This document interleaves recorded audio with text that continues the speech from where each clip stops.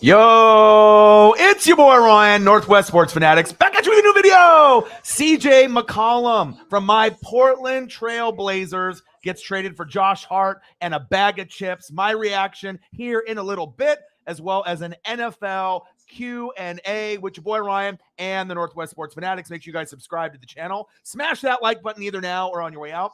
Donate to your boy if you can. Cash App, $ ORIONNWSF on the YouTube Super Chat right here. And if you're looking for merch, Northwest Sports Fanatic merch, link is below every video on the YouTube page. Follow me, Facebook, YouTube, Twitter, Instagram, NW Sports Fanatics. So obviously on the NFL side, there hasn't been a lot of news popping off like it was yesterday. But when we have some trades with the NBA, the deadline, I believe, is tomorrow. I don't watch the Blazers in entirety like I used to. And a lot of people were hitting me up this morning, and they were saying, what the hell are the Blazers doing? So if you think about Dame Dollar, you think about CJ McCollum, those have been probably the two best draft picks that we have had in the last 10 years, and two of maybe the best that we've had in quite some time in the franchise history.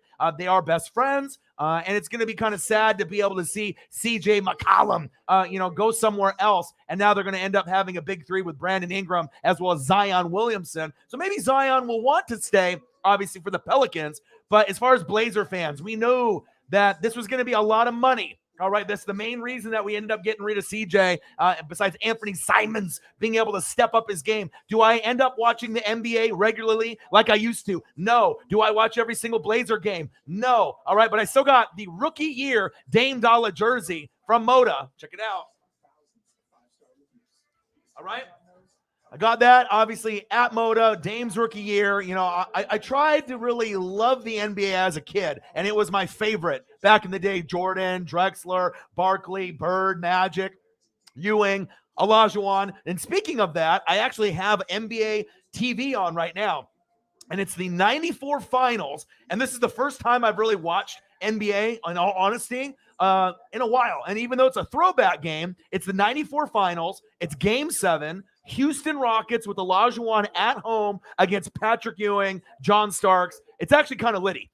So I'm actually watching that. I'll be watching a little bit of the NFL Network, and I normally don't comment too much, on the NBA stuff, but this is one of my guys, you know what I mean? I'll occasionally drop in and see what the Blazers are doing. We had that run where we ended up going to the NBA Finals. We had a great bench, and we overachieved and got our ass kicked. Okay, we got our ass kicked by the Warriors. But one thing that I can say is I'm glad we didn't get Ben Simmons, because if we would have got Ben Simmons for CJ, I would have been fucking pissed. I'll go over some of the details in the trade. So if you guys aren't really familiar on who's going where, I got it in the ticker below, but we're going to actually go over it here in a second. So let me actually acknowledge everybody in the room. Odin's son in the building. He's watching hockey, NHL, thumbs up. There we go, 4-1 now, 5-1. There we go, my dude. Air Whiting. He said, what up, dog? He said, hey, I created the link for the Discord server. I appreciate that. You did that for me yesterday. We'll get everyone linked up. Bang, bang, bang, bang, bang, my boys. David Goldstein. Dave should want out. The thing is, CJ was owed a lot of money. I'm going to get into the details here in just a second. So, Anthony Simons has been able to step up, so it kind of made that a little bit easier. I'm glad we didn't get Ben Simmons, but we are going to be able to get some draft picks, some capital, and we may be able to lure a mid-level or higher tier guy, the main ones that are going to be available going in to next year, kind of the big names. James Harden, don't want him. All right, probably the most selfish basketball player, in the history of the NBA. The guy dribbles like fucking crazy, and it shows you. Just because you wanted to bring in Harden, all right, with Kyrie and Durant should have probably stayed with Steph and Clay out there and Draymond, so it is what it is, but I think that was a big mistake on KD's part, just trying to chase the rings, okay? We don't want James Harden. Bradley Beal was going to be an option. He's having season-ending surgery today, so we don't know if he can stay healthy, but that one would be pretty good. DeAndre Ayton, all right, from the Suns. They might win the championship this year. Kind of gives me Greg Oden vibes. That would be perfect. If we can get a guy like that to come to Portland with Dame, then that would be a little bit better. We're still going to be a shitty team, but at least having those two guys together, with Nurkic and Anthony Simons, that could kind of be something. I don't know if it'll lead to anything. And then Zach LaVine, that would be the other one. And I wouldn't mind getting a guy like that. There'll be other names that could come in. Bradley Beal and Ayton, would be probably the best case scenario. And Zach LaVine after that. Fuck no, James Harden. We don't want that, but we'll see. Well, and obviously Dame has probably wanted out for a long time just because we're not building a championship caliber team, but not a lot of people want to come to Portland. We don't have strip clubs to maybe the players liking. It's not, we got strip clubs. We got dispensaries, that we got wineries, breweries. It's beautiful here in Oregon. But if there's a choice between going to like LA, going to like the Lakers or somewhere else, obviously players would rather go there rather than come to Portland. Portland has never really been a destination for free agents or people be like, oh man, we got to come to Portland. Even if Dame and CJ, Dame Dollar are there, it's never really been a destination for free agents being like, oh yeah, I got to go there. I got to go there. But number one, I'm disappointed, but I understand why they did the trade. Did they get a bag and chips in return? Not necessarily. You may not know how good Josh Hart is, but it's better than Ben Simmons in my eyes. I'm not going to be watching every game, so I'm not fully invested, but I know a lot of my friends that occasionally watch that don't know all the ins and outs. They were prematurely just getting all fucking pissed off. I was getting messages at like 6, 7 a.m. on my phone. They're like, what the fuck are the Blazers doing? And I had to break it down to them. And then now they feel a little bit more comfortable on kind of where things are going. But as long as we didn't get Ben Simmons, we're good to go. Make sure you guys subscribe to the channel. Smash that like button either now or on your way out. Donate to your boy if you can. Cash App, $ ORION-NWSF on the YouTube Super Chat right here. And if you're looking for merch, Northwest Sports Fanatic merch, link is below every video on the YouTube page. Follow me. Facebook, YouTube, Twitter, Instagram, NW Sports Fanatics. I got the 94 finals on NBA TV. Patrick Ewing, Olajuwon. Game 7, turn it on if you want to watch it with me. After we discuss this, CJ McCollum, Josh Hart, and some extras, I will be doing an NFL Q&A while I'm drinking beer. I got the Modelo Mango Chelada here in the building. Michael is in the building. Broly is in the building. Sarah Small is in the building. Mick is in the building. What it do? Elliot Evans is in the building. We had Papa Murphy's, baby, NC Jolly. He said, Blazers trying so hard to piss Dame off. Well, it's been like that for a while, and they're our best friends. But we have to go into the business aspect of this. It can't be just like, hey, we're going to try to be able to afford everyone. As you know, once Paul Allen died, the Blazers and Seahawks went downhill. They were already going downhill before that. But once Paul Allen died, and then they had some other people take over because he owned the Blazers and the Seahawks, they have never been the same. So that's his big fact. So I'm happy, though, because it's not Ben Simmons. All right, could have been much worse. And Josh Hart is actually kind of underrated. So we'll have to see where it goes.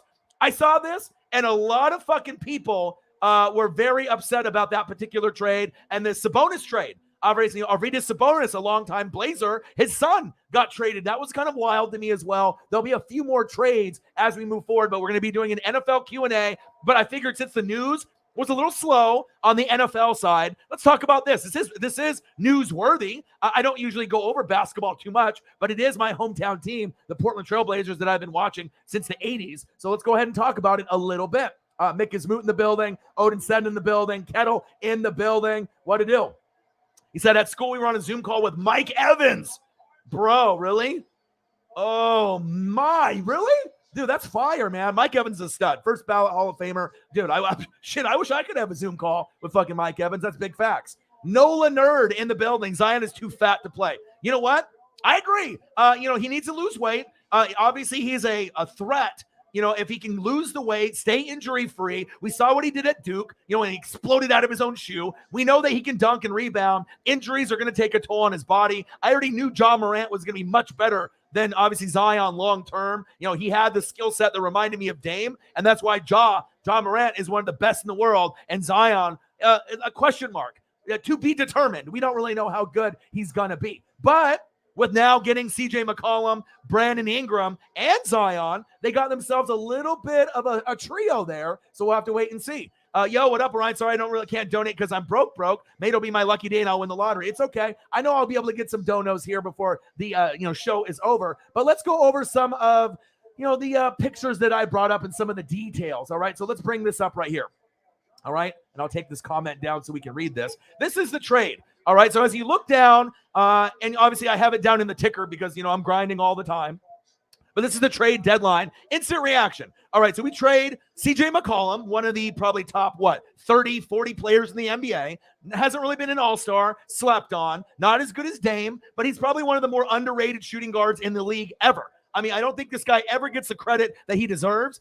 When he's healthy and he's out there, he's a fucking stud. All right, McCollum, Larry Nance, Tony Snell. They're going to New Orleans, all right? And they're currently 10th in the West, 21-32 record. The Blazers fucking suck, okay? All right? And the Pelicans aren't really, we'll see where it goes. All right? Portland will receive Josh Hart, all right, Nickeil Alexander-Walker, Tomas Satoransky, Didi Luzada, and 3 draft picks, a protected first-round pick, and 2 second-round picks. So obviously the reason that we did this is money alone. Not that we thought, look at the names. McCollum, Nance Jr., and Snell for this bullshit, that we get like Josh Hart and a bag of chips. We're not going to be keeping all of these players. We'll probably keep Josh Hart, maybe dump everybody else, and then hopefully we can get a first-round draft pick somewhere between 5 and 14, get someone there or trade that away, and then have money available so that way that we can end up getting someone that's halfway decent moving forward. All right, and a lot of my friends were like, what the fuck is going on with this? Like, I don't understand why this is happening to us, okay?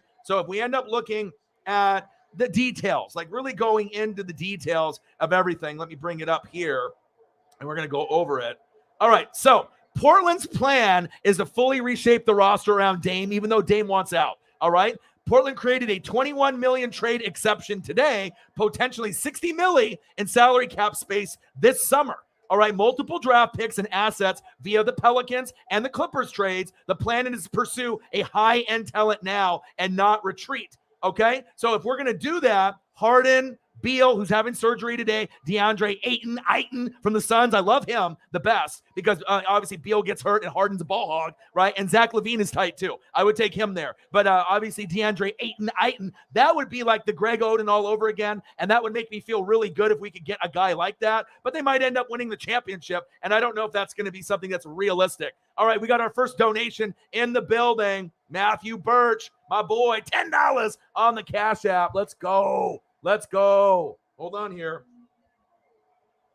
Matthew Birch, baby. $10 getting it started.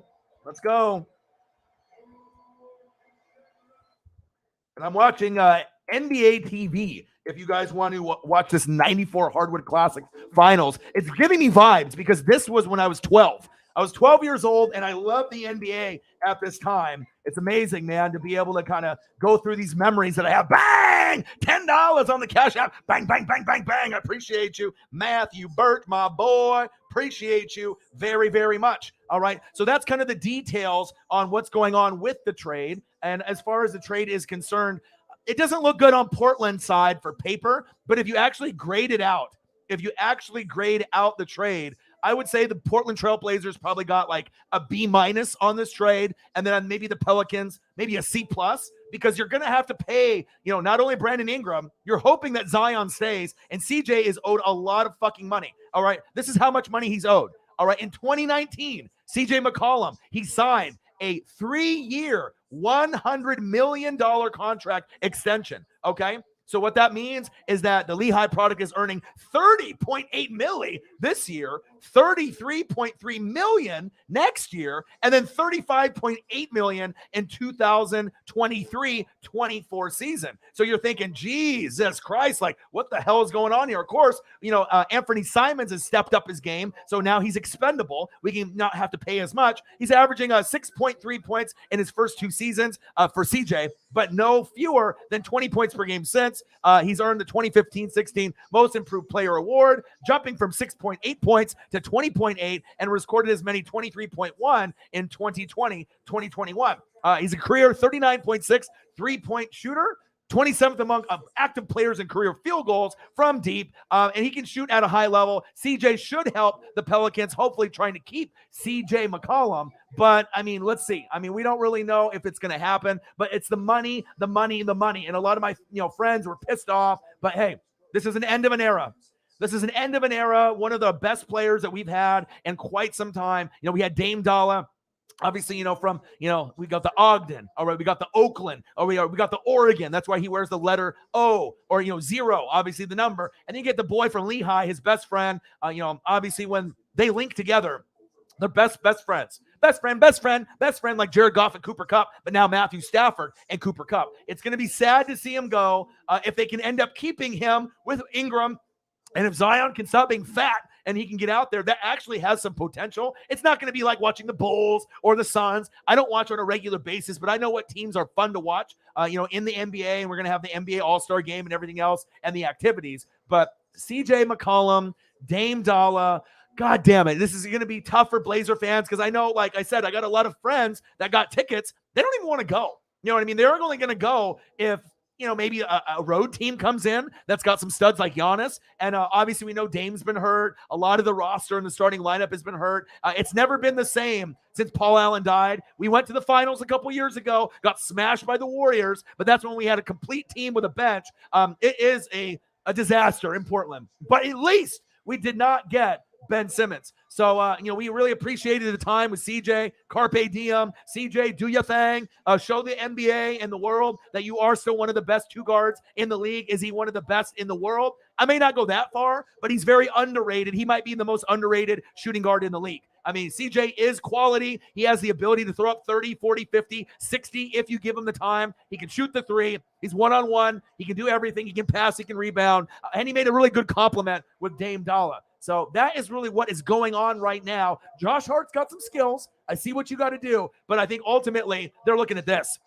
They're looking at this and they're like, Zion, all right, lose some weight, motherfucker. CJ, Brandon Ingram. That looks kind of sexy. I mean, I won't lie. I mean, I'm not really on the Pelicans basketball side, but if you look at those three, that's a pretty good big three if they can stay healthy. The real question is, can they still, stay healthy? Will they stay healthy? We're going to have to kind of wait and see on how all of that goes. But that's kind of the breakdown. A lot of us are very, very disappointed, as Blazer fans. But if you understand, it's about money. It's a business. And Anthony Simons has stepped up so we can kind of make this move. And that's why you don't want to extend these guys with these $100 million or max contracts, because at some point you're not going to be able to fucking afford it and you can't get other players. And obviously with that contract and that money, CJ is going to be owed a shitload of money the next few years, over 30 million year after year after year after year. And that's a fucking lot. But we're blowing it up. Hopefully Dame, we can put some pieces around him. But realistically, Dame is probably pissed. Dame probably wants out. Do I blame Dame? No. And we haven't really built anything for him in quite some time. So it is what it is. It's a sad day for us Blazer fans. A lot of us used to watch a little bit more heavier when we were competitive. But since COVID has hit, I feel WWE and the NBA have been shit. It's really hard to watch, really hard to be able to get into. NFL's number one. College football is great. AEW is great. It's hard to watch this fucking product. Hopefully after, COVID is over, we can have something. But it is what it is. But I guess they got me because I'm watching Knicks Rockets 94 NBA Finals Game 7, Olajuwon versus Ewing, as they just show Oakley, Sam Cassell, Robert Horry. This is awesome. So this brings me back when I was 12 years old, and we're going to be doing an NFL Q&A as well. But I wanted to, go over this, my reaction. I mean, a lot of other people were more pissed off than me, but obviously I know more of the details than just some of my friends. They're like, CJ McCollum for Josh Hart. What the fuck is this? But you have to go into the details, and that's big facts. All right, let me go in here. $10. Let's go. Let's get to 100. Let's go. Bang, bang, bang, bang, bang. Let's go. Mick is moot. He says, I love you, man. I appreciate you. Love you too. Celtics. He says, my Celtics destroying the Nets. I mean, the Nets are just a fucking disaster, aren't they? Everyone thought, you can just go in there and you're going to buy a championship. Oh, we got Kyrie, flat earther. You got all these other guys when they had LaMarcus and Harden, and then you got KD. KD's an idiot. He should have stayed, I think, with the Warriors, but maybe he just thought him and Kyrie are, good buddies. But, I mean, who would have thought and could have predicted that James Harden, Kyrie, and Durant wasn't going to work? Everybody. You know what I mean? Even though you got names, you got to be able to have chemistry, and it has to be a good fit. Give me Seth. All right? No. Give me Steph. Give me Steph Curry. Give me Clay. Give me Draymond over those three any day. It's all about playing for each other. And like I said, I don't think the Nets are going to be doing shit. They were supposed to win it last year, and obviously they are not going to win the championship this year. That's facts. YouTube GM in the building. What to do? Nola Nerd. I do love CJ McCollum and Nance. Josh Hart is nice. Josh Hart, to me, is a better pickup than Ben Simmons. So, I mean, at least we're getting something in return. He works hard. Now, he's a good scorer. He actually does play pretty good, when he gets the opportunity to get out there. But I mean, if we're really going apples to apples, CJ's a better athlete. And if you're obviously a Nolans fan, Saints, you've been going through a lot. Obviously, everything that's been going on with the coaching and obviously AK-41. But as far as a basketball fan, Nolan Erd, I imagine you're pretty happy. I mean, I imagine if I have Zion and Ingram there and then we bring in CJ, you're like, okay. You're like, okay, maybe we can make a little run and then maybe Zion can get off the fucking Big Macs and the double quarters pounders with cheese from Mickey D's and maybe he can get skinny and they can have something there. So, it is what it is. All right? It is what it is. But, it's going to be interesting to see where everything goes. All right? Message from a Golden Eagle. So, what up, Ryan, in the NWSF? Bring back the Supersonics. Damn it. For real, right? I mean, it would be awesome to be able to have that Gary Payton, the glove, Sean Kemp, Detlef Schrempf, Irvin Johnson. Now, I ain't talking Magic Johnson. All right, Xavier McDaniel. All right, before Des Bryant throwing up the X, it was Xavier McDaniel. Great times, great times back in the day with the Supersonics. And like I said, they had their run with Jordan. They couldn't get it done. But the Sonics out here, very popular. The I-5 rivalry with the Sonics and Blazers, that was one of my favorite ones to watch besides Blazers-Lakers. And that's facts. Air Whitey, so you played the Lakers at 9. I know that everyone's roasting Russell Westbrook. That motherfucker can't shoot. That was a horrible decision. And I imagine LeBron's like, damn, I wish we had Dame. Instead of fucking, Russell Westbrook. Because Westbrook, he can get the triple doubles, but God, I mean, that guy is just a crappy defender. He can't shoot. I don't watch games on a daily basis, but I'll peek a little bit here and there, but, it is what it is. Favorite NBA player is Donovan Mitchell. Well, salute to you. He's a stud. Every time you watch Utah, all right, in the playoffs or the regular season, this guy is one of the best in the world, and I would love to have a guy like that on Portland, and that is big facts. Zini Panini in the building. What to do? How are you? Hopefully everything is going good. We're just discussing a little bit of the NBA stuff that's going on, and I'm doing an NFL Q&A, but I just wanted to kind of discuss kind of the logistics, the analytics, the statistics of it all. Even ever since the Bucks won that series last year, the Nets have been ass cheeks. Those cheeks have been clapping. They suck. Absolutely. So I think KD, he wanted to prove he could win without Curry and Clay. How's that working for him? Right? Not very good. Not very good. Zini Panini. Yeah, I apologize. Anything that I can do to brighten your day, you let me know. Like I said, we love you. We appreciate you. You are one of my favorites on the channel, Zini Panini. Like I said, did you end up getting your merch to show up yet? When we ended up sending you the gift with like the flip-flops and the T-shirt and the Jalen Hurts stuff, we're always going to take care of you. And I might end up sending you some more stuff down the road. It all depends on the donations that I get, the bills that I have, and everything like that. But hopefully everything is going a little bit better for you, or hopefully it will go better for you as time goes on. Your merch shows up tomorrow. Okay. Yeah. And I'm getting my food from Chicago. My buddy from Arizona ordered me some like ribs, riblets, some kind of crazy shit from Chicago that is for Super Bowl. So I'm going to get that in the mail from UPS tomorrow, an overnight, which is exciting. So I'll be eating good for the Super Bowl. Excited about that. Bengals, Rams, it's going to be litty. And then Elliot Evans, your hoodie for your NWSF hoodie that you ended up kind of being the winner of that, obviously with Birdman 951 and Nate the Great. That should be showing up for you, I would assume, Wednesday, tomorrow, or Thursday. You guys are the best fans on planet Earth. I love you, and I appreciate you. Like I said, a lot of times, we go through the ups and downs, but we're always here for each other. That's what we do, the Fanatic family. So is there any other news that we can really go over? I mean, we saw CJ. Blazer fans are sad. All right, Dame Dollar, he probably wants out. Are we going to get anybody to come in? Not James Harden. Fuck him. Bradley Beal would be cool. Zach LaVine would be cool. DeAndre Ayton from the Suns would be number one in my book. If we could get a guy like that, but maybe they win the championship this year or they make the finals again. You know what I mean? Like, I don't know. I mean, the Suns seem very, very good. The Warriors seem very, very good. But as you know, it's whoever's healthiest, kind of towards the end of the year.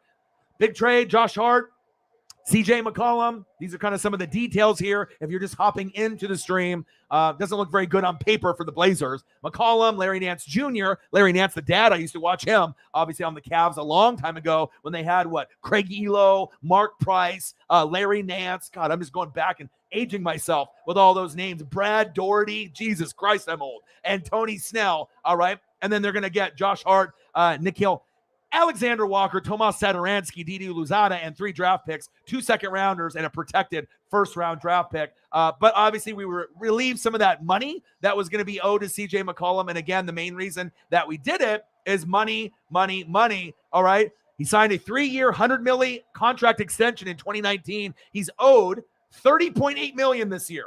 That's a lot. $33.3 million next year, and then $35.8 million the year after that. That's why we had to let him go, and also the development of Anthony Simons for the Blazers there. So that is what's going on with that. No other really news, I think, on that end. So I'm going to end up switching the background, and we're going to go into, let's go to this one right here. Hey. I don't really want to cover up Joe Burrow's head because that's the man right there. We got a little Odell. We got a Sean McVay. And we got Joey Burrow. I'll flip it up. I'll switch it up just a little bit there. And we're going to be doing an NFL Q&A. If there's any other questions that we got going on, on the NBA side, I'll answer them. I'm still watching 94 NBA Finals, Game 7. All right, Rockets and Knicks, bringing me back when I was 12 years old. But like I said, this will be I drink beer. You guys ask NFL questions. A little slow on the news side. So, I had to improvise and do some stuff. AEW, Dynamite will be tomorrow. I actually thought today was Wednesday, and I was looking for Dynamite. I was like, where is it? I was like, oh, fuck, it's only Tuesday. But I'm feeling good. Took Paisley for a walk. I got the Lillard jersey on, showing the Blazers love, even though that a lot of people are disappointed. But I'm excited that the Super Bowl is right around the corner. And my boy, Johnny, made me the thumbnail last night for the Super Bowl. I've shared it with a few of y'all, all right? And he's never done players, like a player image on the thumbnail. And I pay him money for the thumbnails, for like the games and whatnot. And it's usually just like, the teams and like a cool background, a good thumbnail. Because Johnny's the man. He does thumbnails for me and Tom Grossi, okay? And I was like, dude, I'll pay you more money. Put Stafford and Burrow on there. And I knew it was going to have to be something where he had to find the right pictures and like Photoshop. He did it. Sent it back to me, and we kind of worked on it together where the words need to go and made it right together. And we make a good team. What I told him? He needs to have a thumbnail business, and he thinks that he needs to do more than that. But think about it. If you have someone like me or Grossi that records almost every day, and if you're going to be charging, let's say like 10 to 20 bucks per thumbnail, and you got people like us that are going to be working, right?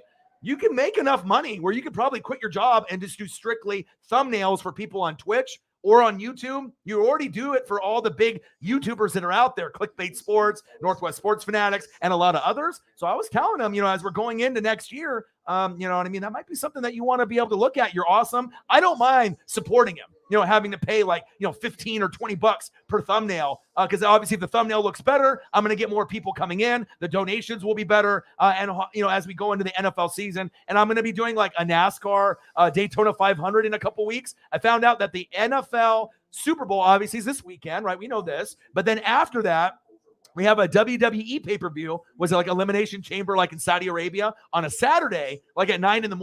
And then the next day is Daytona 500. So I might pay him to be able to experiment on the WWE side thumbnail as well as the NASCAR side to see what he can come up with. Maybe put some drivers on the front with a car in the middle, just something fire that, I can help him with more money to get him out there and have him be a little bit more successful with it. But I'm telling you, when I end up debuting this thumbnail, some of y'all, I gave you a little teaser last night. I showed you, it's fire. It looks really good. I'm excited to be able to have the better thumbnails, because obviously if you have better presentation, better thumbnails, that means more fans coming in and obviously more donations and more Fanatic family members. So that's definitely exciting there. And I was talking with him late last night, really, really late last night, probably around like 11, 12 midnight my time, which would have been much later, obviously, for him. But I appreciate you guys very, very much. Currently wearing my NWSF hoodie, so comfy. I'm telling people, and a lot of times people are skeptical or whatever. If you want to support me and support the brand, it looks good, it feels good, it's not too flashy. I'm gonna go and do a whole new rebranding with Johnny. So I'm going to have a brand new logo. I'm going to have brand new designs, and he's going to do my merch for me as we move forward into the off season and next year. So the channel is going to be going up, up, and up. And like I said, I just need your guys' help with little things like, subs and helping me out. So we ended up going over 20,000.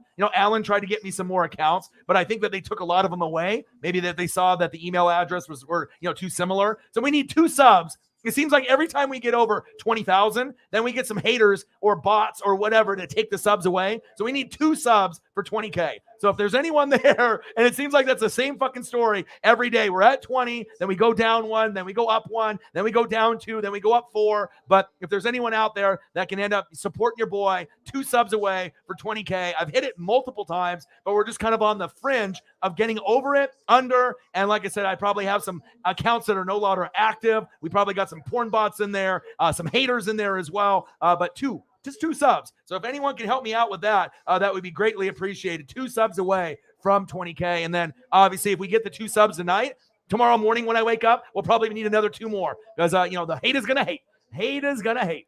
I said, I want one visa. I guess I'll wait. Nolan Nerd. He said, when you have a team owned by Jay-Z, it's doomed to fail. Facts. That's big facts. Nolan Nerd in the building. I haven't seen you before. You probably just saw this with the CJ McCollum and the Pelicans, but we normally do NFL. I cover all 32 teams, no bias. I'm a Bucks fan since 95. Oregon Ducks, since the 80s, Blazers, Mariners. I met Ken Griffey Jr., his rookie year in 89. My dad's a Dodger fan. I live here in Oregon on the West Coast. But I think the big reason people watch this channel and kind of fuck with me is that I don't have bias. And, you go through the good, the bad, the ugly, and you can criticize whoever you want, but I appreciate greatness. So it doesn't matter if they're, Drew Brees is on the Saints or AK-41 or Cameron Jordan or Demario Davis, AKA the Glue, or Lattimore. Even though me as a Tampa fan, the Saints fan base actually loves me probably more than any other, fan outside the Saints circle. I think, I'm probably the only non-Saints fans, non-Saint fan that the actual Saints fans really respect. And that means a lot. We got a lot of Eagles fans on here, Chiefs fans, Saints fans, Broncos fans, a little bit of everything sprinkled out all across the world. But I appreciate you. Nola Nerd in the building. Hopefully I can earn a sub, maybe a donation one day. We'll be doing some more NBA as we go, obviously, towards the finals and the playoffs, but primarily we do NFL, college football, AEW, a little WWE live streams, watch parties, but I'll sprinkle in a little MLB, NBA, and I guess I'm going to be doing NASCAR because it looks like people want me to do that. So Daytona 500 in a couple weeks, I'll be doing WWE Elimination Chamber on Saturday, a live stream watch party, and then I guess I'm doing Daytona 500, and that might be kind of cool, actually. Maybe some more fans that, that didn't really know that there's something out there on YouTube like me, and maybe we can grow the fan base just a little bit, and that's big facts. Zini Panini, Joey Burr, absolutely. Air Whitey, the MLB lockout is ridiculous. I did read about that. Yeah, it's fucking crazy, man. Marcos Pineda, super sick. He saw the thumbnail. The thumbnail looks good, man. And like I said, I told him I want Burrow and I want Stafford on there. And like I said, the thumbnail that he gave me already looked pretty good, like some of the other ones that I paid him for. But I was like, dude, if I'm going to do thumbnails, I want it my way, my swag, my drip, my feeling of how, if I could create a thumbnail myself as good as Johnny, this is how I would want it to look. And I don't care if I got to pay him double, for the thumbnail. I don't care. You know what I mean? I want to be able to support him, but I want it to look that way. And man, I'm telling you, when you guys see it, it looks fucking incredible. Incredible. Sarah Small is actually born in my hometown state of Iowa. Okay. I look real good today. What to do? Zini, Panini, Orion said, I know you do the free league for the channel. Would you ever do a paid league for fantasy? Nobody lets me play their paid leagues because I've been doing, well, you learn from the best. Right? Remember how skeptical you were when you first started? And, you learned a little bit from the channel. Then you started doing your own research. And you haven't finished any worse than second out of 10 people in the last 3 years? That's pretty good. Either being champion or finishing in second place. Some of it is a little bit of luck, with injuries, but a lot of it is skill based on how you drafted. And you drafted very, very well, even though some of the injuries, kind of hit you. And even with like a McCaffrey, going down, you still found a way to slide past me. And like I said, I just had bad luck. I had a great regular season, right? But when it came down to those last 2 weeks, I had all red matchups. I'm like, motherfucker. And sometimes you can't look into the schedule that deep when you're drafting, thinking that, okay, if I make it to the championship round, best of 2 weeks, you're not going to be able to see green and red matchups because they don't show that. You know what I mean? But it seemed like all my matchups were tough. A lot of guys shit the bed. And that's how fantasy goes. Sometimes you can be great all year, and then you go to the playoffs, have 1 or 2 bad weeks, and then you're fucked. But congratulations to you. And maybe I will. Yeah, maybe we will do a paid league where we can do I don't really know how much we want to do. I mean, I got buddies, that do $50, $100 buy-in, in some of these leagues. But I mean, we'll have to kind of talk about it. Maybe a $20 buy-in, and first place gets, first place gets like what, $500, second place gets, like 150, third place, 50, whatever, something of that nature. But we could do that. Obviously, I would rather do one that's paid, but also it's about collecting the funds from everyone. Sometimes it's like even hard to get people to say, like I send them the invite and then I'm waiting on someone and they take too long and then I got to ask someone else. So it all depends on that regard too, because you know how that goes with fantasy. It's like you want people to, sign up immediately when you send them that notification. And sometimes you're waiting on that guy or they don't check the email. And then you have to get the other person. And they're like, bro, what happened? I was like, bro, you didn't respond to me for fucking 3 days. I had to replace you. And I don't like doing that, but that's how it goes sometimes. But yeah, maybe we will do the NWSF. I mean, we've already been doing it for 3 years. So this will be the 4th year that we're doing it. So it's pretty exciting. We'll see where it goes. But yeah, maybe a paid league next year. He said steroids back in baseball. Air Whitey, he says, I want to be in that league. Let's go. So I'm not the champ this year, but yeah. And obviously you're the only female that's been in the league as well. And I purposely did that because I knew that you would be good. I know that you care about football. You used to be only all about Eagles players, but then after you started doing the research of others, you started to have a little bit more interest in some of the other teams besides your Eagles. And look what you've done. I mean, you've been doing really well. Like when you ended up winning the championship, I mean, it was huge because you got rookies. Jonathan Taylor was huge for you. Deshaun Watson was huge for you. And then, the rest is pretty much history. You just hit it on the head. You ended up having Tyreek and DK. I mean, your wide receivers were just fucking off the chain last season. And this year was a little bit rougher with a lot of injuries, but it is what it is. That's facts. So I've been watching since 2017. I've learned so much. I mean, I tried to be able to, pass that knowledge around. You know what I mean? Paula, what it do? Looking good tonight. King Orion in the building. Thank you. Appreciate you guys very, very much.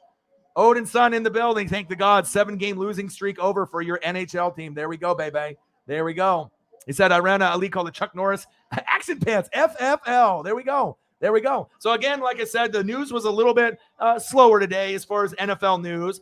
We were talking about CJ McCollum earlier, obviously being traded for Josh Hart and some of that information. We were going over that. And obviously that's kind of an end of an era, for me.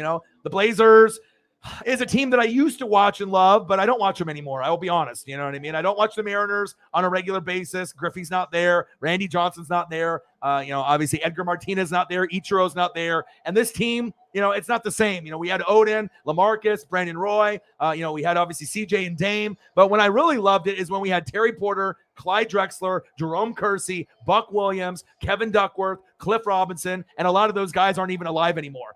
Cliff Robinson's passed away. Kevin Duckworth has passed away. Jerome Kersey's passed away.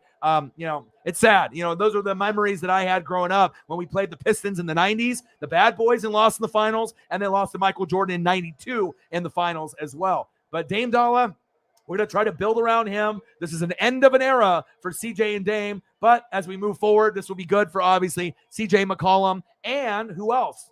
Brandon Ingram, as well as Zion Fat Ass Williamson. Get off the cheeseburgers, and maybe you can do something. And these are kind of the details of the trade. All right, as we're just going back, McCollum, Larry Nance, Tony Snell, and then we get Josh Hart, Nickeil Alexander-Walker, Tomas Satoransky, Didi Luzada, 3 draft picks, a protected first, 5 through 14, and 2 second-round picks. But, it is what it is. And there's no real news that I've really heard. I know Rich Bashasha. All right, I know he's with Green Bay. No news on AK-41. I saw a mugshot that Vegas released.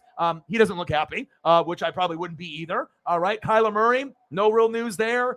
Still deleting everything on the social media side. Does he want to play for the Cardinals? Does he say, fuck you, I want out of there? Maybe I want to go to Tampa Bay or Pittsburgh, or maybe I want to go to baseball, or maybe I want to be part of FaZe Clan. Obviously, the news from yesterday, we know Dennis Allen is the man. And then obviously we had some other guys in the coaching tree. Lovie Smith yesterday. Pep Hamilton got promoted. Mike McDaniel, I saw a FaceTime with Tua and him trying to build that rapport and that relationship.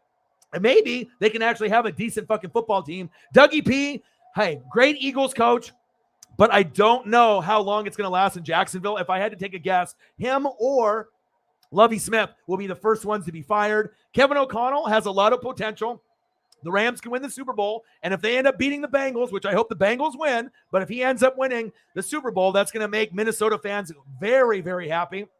Josh McDaniels, Raiders. I think he'll have a lot of potential, even though Rodgers might be on the Broncos, and you got Herbert on the Chargers, and Patrick the Clone Mahomes. Showtime, the Reaper, in the AFC West. Okay. Dayball, we saw him at Buffalo Bills. He's got a lot of potential. He can get New York back to where it needs to be. Saquon, probably out of there. Kadarius Toney, out of there. Bradbury, probably out of there. Eberflus, we saw what he did as DC with the Colts. All right, now you're leading the Chicago Bears. I don't know how good Justin Fields is going to be under your mentor and your kind of like, your leadership, but we'll see if that ends up working out. But if Rodgers leaves the Packers, obviously we know the Bears and Vikings are going to creep up towards the top of that division. Bears and Packers will probably be even, and the Vikings will be the best team in the NFC North. And then Nathaniel Hackett, a very likable coach. He loves gold. And Austin Powers, Rodgers loves him. He's on Denver as a head coach. If you get Rodgers, then it can end up maybe possibly working out for a Super Bowl for you, but we have to wait and see. So not a whole lot of news. I mean, besides what was going on, I was hoping there would be some more news. As you can see, Sean McVay. All right, you see Odell. And my favorite out of the three, Joey Burr. Oh, I was hoping Joey would be on the left or the right, but hey, I just had to find something that looked good. Joey Burr, when I get up, maybe you'll be able to see him. We're drinking the Modelo's today. It is a Q&A. Support your boy. Please do. Make sure you guys subscribe to the channel. Smash that like button either now or on your way out. Donate to your boy if you can. Cash App, $, ORION, NWSF on the YouTube Super Chat right here. And if you're looking for merch, Northwest Sports Fanatic merch, link is below every video on the YouTube trade. No, not YouTube trade, YouTube page. Follow me, Facebook, YouTube, Twitter, Instagram, NW Sports Fanatics, as I'm looking down as the NBA trade with CJ for Josh Hart and some extras and a bag of chips. As long as it wasn't Ben Simmons, we're good. But a lot of people are very pissed off. Willie in the building. Paula in the building. What a do? What a do? Air Whitey in the building. What a do? Odin's son in the building. What a do? Alex is in the building. What a do? Says, anybody seen the Sonics? Man, I know you live up there in the Northwest with me. We're wanting the Sonics to come back. If there's one team that should have never left and went to Oklahoma City, Seattle Supersonics, what could have been if we would have picked Kevin Durant over Greg Oden? You know what I mean? And Kevin Durant on the Sonics was always fire. But it is what it is, and hopefully they, because obviously we know that the Seahawks have the fan support. The Mariners have the fan support, even though they don't put the money in, and Nintendo and, part of their business partners, they don't really put the money in for Seattle to be a contender. And once they have someone like a Nelson Cruz or someone that actually is halfway decent, they just trade them away to a contender, towards the end of the season. So kind of sad, but I do love going to Seahawks games and Mariner games, me living in Oregon, and obviously going to Oregon Ducks games and Blazer games is something that we try to do, even though we're in this COVID protocol. Today's Derek Thomas Day for me. Nice. Yeah, I was wearing my Devin White jersey at the grocery store early morning. People were giving me some looks, and I did notice on NFL Shop that they have a Devin White sewn jersey finally in stock. So that'll be the next jersey that I probably buy, unless I can find a Mike Allstott throwback that I've been really wanting to be able to get at some point or another. Air Whitey in the building. Paula said my cat died, was named Lovey, and he looked like Lovey Smith. I apologize that happened. And then right after that, Lovey Smith is the best coach in the NFL. Lovey Smith will take the Texans to the Super Bowl next year. You never know who is going to be in the building. That's funny. What a do. Odin's son, what a do. How are you?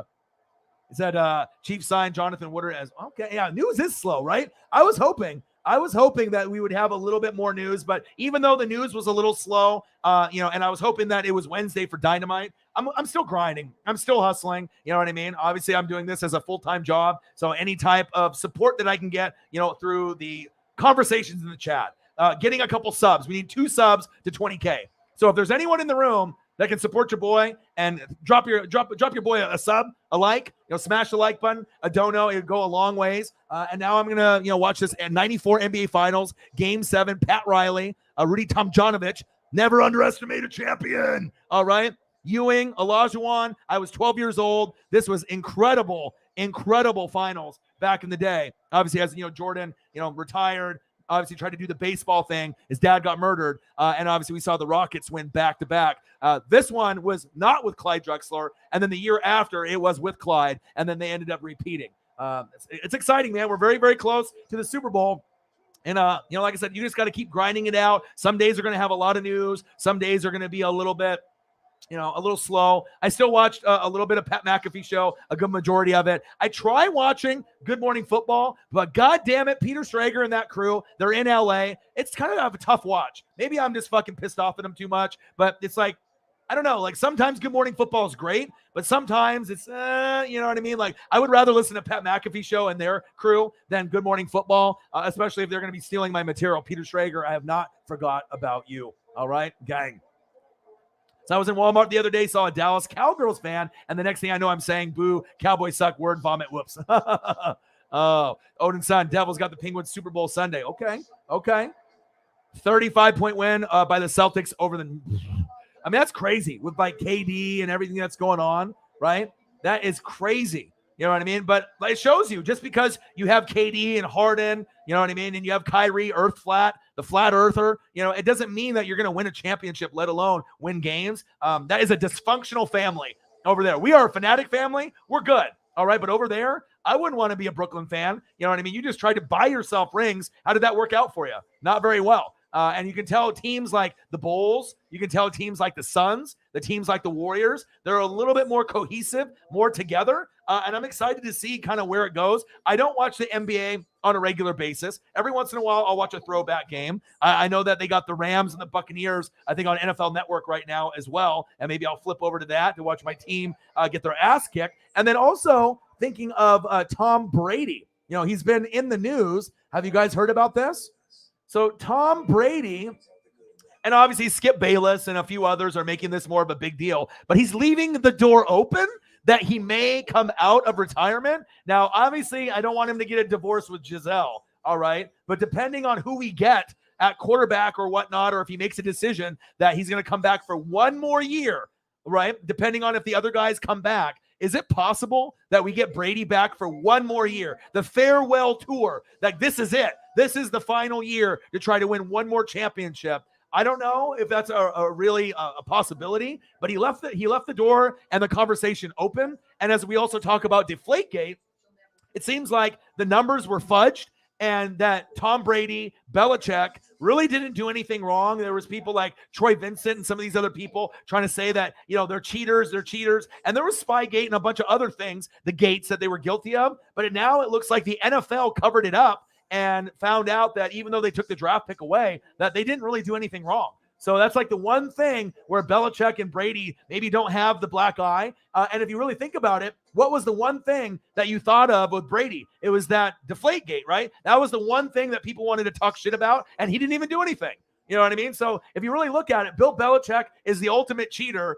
Tom, you know, probably is, you know, known about some of the stuff, but he's not the ringleader. You know what I mean? He's the quarterback. You know what I mean? And I imagine that Bill wouldn't even tell him anyways. He seems like a guy that kind of keeps shit to himself. And if he was going to tell anybody, it would be like an OC or a DC, not the quarterback. You know what I mean? Like Brady doesn't need a deflated ball to be able to win that game, you know, against the Colts back then. But so it kind of released some of the hate that they had on Belichick and Brady, but more so Brady of not really being that cheater that everyone wants to claim that he is. It's more Belichick. So that's kind of good, you know, at least on that side of things. People are going to still give him the black eye. Patriots, Bill Belichick, Brady, that's fine. But, you know, since he came over to my team, the Tampa Bay Buccaneers, that was an amazing run for those 2 years. And I don't know, will we get Brady back for 1 year? Maybe, maybe not. But if we don't, hey, he got us a Super Bowl. That was the goal within the 2-year gap that he was going to be there. We were hoping for maybe 3 or 4 years. Maybe we'll get it. But again, he might end up having to get a divorce if that ends up happening. And that's big facts. Air Whitey, yeah. Do we need to like boot some people out of this room? What the fuck's going on here? All right. If anyone needs to do some business and take care of that, let me know. We got some weirdos in the room. We got the weirdos. Weirdos are in the room. Watch out, weirdos. All right. All right. But now, let's see here. I'm going to flip over. I'm still watching this Knicks and Houston, but I'm kind of done with all of that. Let's go to football. Fuck it. You know, that's the best. Let's watch the Rams and the Buccaneers on NFL Network. And I'll flip back and forth with obviously the Knicks and the Rockets. But I hope everyone is having a fantastic day. Like I said, the ultimate goal on every show, we want to try to get to at least $50 in the donos. Obviously, I need to go buy dog food tomorrow. That's going to run probably like $20. And any of the donations I typically get on the Cash App usually is going to go towards groceries, bills, rent, but you know, or food for the dog bone, things like that. So if there's anything that you can do for me, that would be greatly appreciated, since I know I need to go to the store probably later tonight or tomorrow to be able to buy some things for the fam and Paisley. And like I said, we'll see where we go. You know, you never know when the heavy hitters are going to show up in the room. You might be sitting at $1 or $2, and then you end the stream at 150 or 200. But I'm going to keep grinding it out. I'm going to keep obviously doing streams, regardless if the news is popping off or if it's a little slow. It's just kind of a time for us to hang out, right? Time for us to hang out and just, bullshit, talk sports, ask questions. And this is going to be an NFL Q&A as well. So I'm going to start drinking beer. And if you guys have any questions or anything that you guys want to go over, please fucking do. All right. All right, here. Let me see if I have anything else. Let me see here. I'm just kind of scrolling through to see if there's any other things. Okay, let me switch this up real quick. One sec.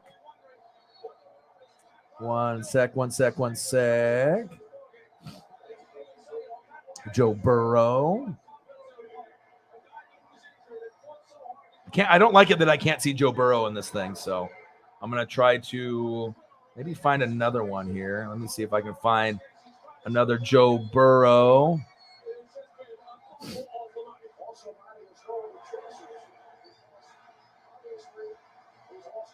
What do we got?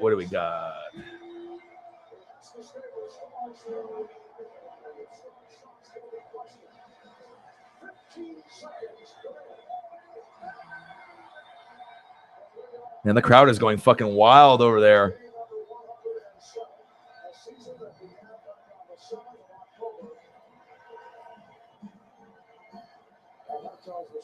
All right, there we go.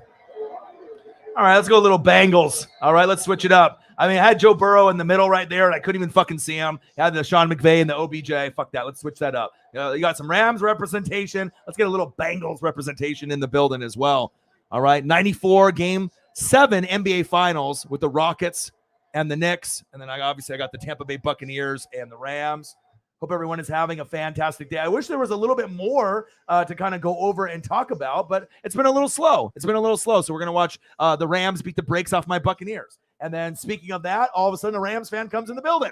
Loyal Ram in the house, Stafford and AD shares Super Bowl MVP like Orion predicts. Man, it's going to be tough. I'll be doing my prediction video probably on Friday. And I'm kind of torn, I'll be honest, because I know a lot of America, is rooting for Cincinnati. They're the cool team to root for, kind of like the Panthers were in 2015 with Cam Newton hitting the dab, right? But what happened in that game, right? Von Miller took over. DeMarcus Ware got traded over from the Cowboys, was an impact guy, and the defense ended up winning. And I could see that same kind of scenario happening with the Rams, with the defense. But if Burrow can find a way, to get sacked 9 times and just being able to just make some big plays with T. Higgins, Jamar Chase, Tyler Boyd, the Bengals have a shot. You know what I mean? This game could be very close between maybe 1 and 4 points. I mean, it could end up being like a 34-30, 31-30, 30-27 kind of game. I think it's going to be very, very close. It could go down to Gay or Evan McPherson with a field goal at the end. I just hope for a close game, an exciting game. But you got to think on paper, the Rams are the favorites. I mean, that's clear. The way that they've been playing with Stafford and Cooper Kupp, it's like almost unguardable, unstoppable. The offensive line is better, obviously, for the Rams than for the Bengals. But the Bengals just have that kind of that it factor, right? They finished with a couple years ago, 2 wins. Then they got Joe Burrow, and then they got 4 wins. Then he went down with the ACL, MCL, PCL, all the L's, okay? And then now they're in the Super Bowl. And I imagine they feel that they're very hot. They can win on the road in Tennessee. And if you win in Kansas City, that might have been the Super Bowl. You know what I mean? So if you can win there, I mean, obviously the Rams, beat the brakes off the Cardinals, beat the brakes off the Bucks, beat the Niners. But that Kansas City win might have been the most impressive win out of all the wins in the playoffs. So if you can beat Kansas City, you might be able to beat anybody. So I'm kind of torn on where I want to go. I mean, honestly, I would rather have the Bengals win personally. I think for America and the world, unless you're a Stafford fan or like Loyal Rammy, who's a Rams fan, or if you want Aaron Donald to get that ring for his legacy, which I would like, and Stafford to get a ring, you know what I mean? But I think a majority of America, if you're not a Lions fan or a Rams fan, I would say 98% of the country is going for Cincinnati because it's just kind of a crazy story. But we'll see. We'll see, man. We'll see where it goes. Yeah, Mick is moo. What the hell's going on in the chat, dude? Do I have to RKO some people? What's going on here? All right. What's going on here? Cam Jordan predicts 38-7 victory, hints that the Rams are the winner. What was that on, Good Morning Football or something? Man, geez. That's crazy. Yeah, I don't think it'll be that much of a blowout. All right, 3-0 Rams on my Tampa Bay Buccaneers as you guys just beat the brakes off of us. This is on NFL Network. Just a last kind of, just Obviously, it's a lot better than the Pro Bowl when they were just hugging people. That shit was fucking embarrassing. But Brady, I don't know if he'll come back, but he's leaving kind of the door open. He'll leave the door open, but I don't want him to get a divorce with his wife and obviously the relationship with his kids. But to leave the way that he left doesn't just feel right for a Tom Brady. You know what I mean? It's like at least make it like announced one more year. And it shows you injuries are everything. You know, if you don't have the proper offensive linemen like when we played the Chiefs in the Super Bowl. You know, if you don't have Mitchell Schwartz and, you know, you don't have, Eric, Fisher, you're not going to be able to compete with that defensive line, just like with this, with Aaron Donald and everyone else. If you don't have Tristan Wirfs out there and Jensen, the second best lineman at center, is hurt, you guys took advantage, and we didn't have AB or Godwin out there either. We weren't at full strength, and you guys kicked our ass, but we came back. We came back, but it just wasn't good enough. And there's no guarantee that if we would have won that game, that we would have been able to beat the Niners, even though I think that we could have. But hey, you got to give the Rams the credit and you got to give the Bengals the credit. It should be very exciting. Little Uzi Vert is in the building. What a deal. He said, don't you dare hate on Good Morning Football. Oh, I can hate on Good Morning Football all I want, my dude. If they're going to steal my fucking material, all right, Uncle Momentum, why would I fucking care about them? You know what I mean? I got Pat McAfee show taking my material, EA Sports taking my sack lunch, putting it in the video game. All right, I'm a fucking originator, often imitated, never duplicated. But if Peter Schrager is going to steal Uncle Momentum on last Monday's show after the Bengals beat the Chiefs and claiming it's his, why the fuck would I care about it? I'm still going to watch, but I lost all respect for Peter Schrager. And that's kind of funny. You know, you're like, super rich. You're on NFL Network and you have to watch me on YouTube to steal material. Come on, man. Be better. Be better. Said the Weasel. Said he don't have no friends. He'd have got no friends. Who's the weirdo?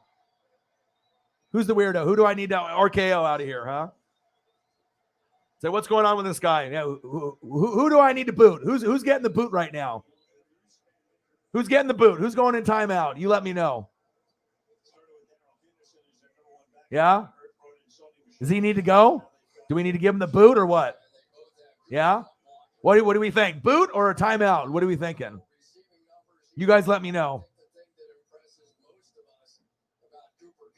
Loyal Rami said the boot. San Diego Charger fans gave up on the NFL, but are now following slyly the feel-good story of Eric. Dude, Weddle, and, that's crazy. And he was a leading tackler, I believe, in that last game, wasn't he?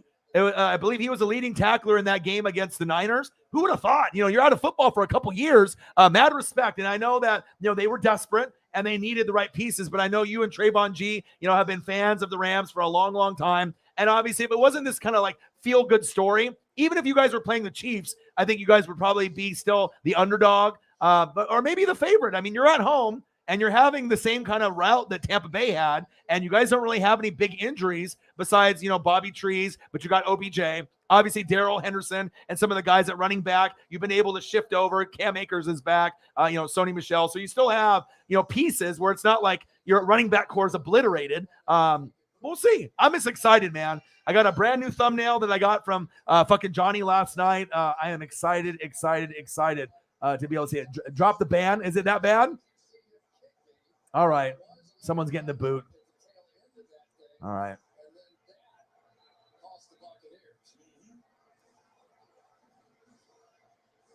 An error occurred. It won't let me boot him, so maybe someone else can. Or maybe I have to go do it after if it ends up being like that. You never know with the trolls and what's going on. You know what I'm saying? Yeah, you know how it goes. You get these trolls or you get these haters, that coming in, and what can you do? You know what I mean? It's tough to kind of gauge. You'll get little kids trolling, you get haters trolling.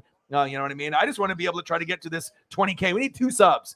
2 subs at 20K. If anyone can help me with that, if you have a friend or a family member or someone else, it seems like every time we get over 20K, then, you have a troll take a couple accounts away. And I know it's someone that's doing that because you have someone like Skip Bayless that created like 30 accounts. So, someone fucking playing around and whatnot. But, it is what it is. I got to still keep, positive and keep grinding. And hopefully we can get to a point where we're like 100 subs over the 20K. Hopefully maybe during the Super Bowl, we can get a few more people. And then from there, we can not have to worry about just being at 19,999 and 20K. But still, it doesn't matter. We got a great group. Obviously, Fanatic family, you guys are the best fans on planet Earth. There hasn't been a whole lot of news going on. Obviously, we know about the CJ McCollum news. Obviously, that's why I wanted to go over that. The Rams are up 3-0 in the divisional round on NFL Network. I'm watching that. No more Dame Dalla and CJ. It's the end of an era. We ended up trading for Josh Hart and some other pieces.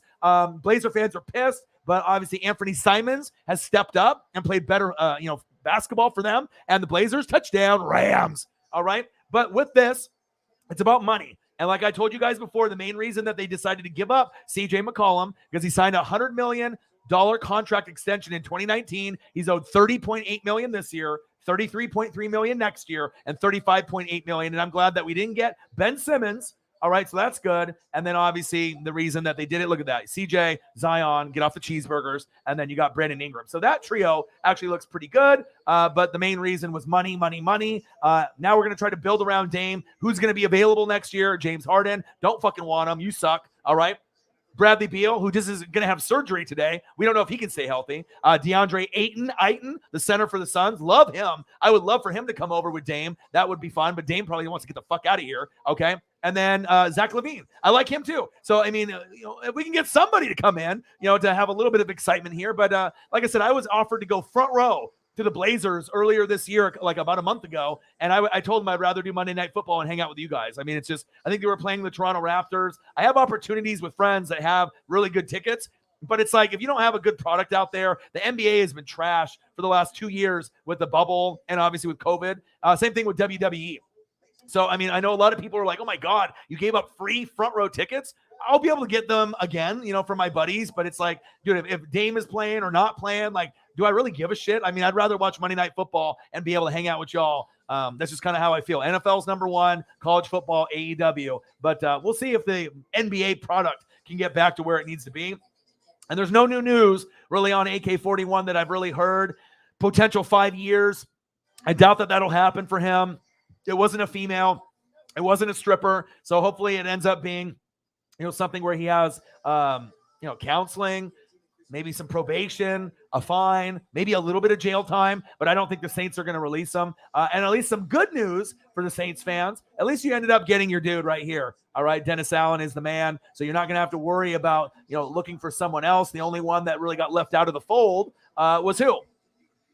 Brian Flores. You sued the NFL, and I don't think the Texans wanted to do anything with you. Obviously, you were a brother, and they wanted to be able to hire some more minority candidates. But when you're suing the NFL, it's almost like the Colin Kaepernick thing. You're getting blackballed. So we might not see Flores coach in the NFL ever again unless they give some kind of forgiveness. But we'll see. It all depends with what's going on. And then obviously the news from Kyler Murray unfollowing all the social media accounts for the Cardinals. Does he want to be a full member of FaZe Clan? The gaming crew that he's with? Does he want to go and do the baseball thing? I don't really know. And then we obviously had a lot of the coaching, swerves and hires within the last couple days. But hopefully there's some more news as we go into tomorrow and whatnot. So, all right, Zini Panini. All right, time to drink some beer and hang out with y'all. Yeah, and I wish there was a little bit more, news to go over. But, it is what it is. I'm still going to grind it out, even if the news is a little slow. And you guys know that. I mean, sometimes there's a lot of shit to talk about. Sometimes it's, it's a slow day. I mean, if you ended up watching Good Morning Football and Pat McAfee show, I mean, there's not really a whole lot fucking going on. I mean, just kind of just some like random stuff, a little Super Bowl news, nothing really too crazy. Oh, okay. Now we got Iverson in his rookie year against the Cavs in 97. Ooh, on NBA TV. I think I might watch this. I was a big fan of Iverson. White Iverson. I used to watch, him all the time at Georgetown. Cool highlight package here. And it's actually a game, full game, April 12th, 1997. The Sixers versus the Cavs with the throwback unis. Wow. And I had that rookie red Iverson jersey. I bought that champion jersey at like JCPenney's or something. My mom bought it for me way back in the day. That's pretty cool. There we go. So I'll be watching a little bit of that.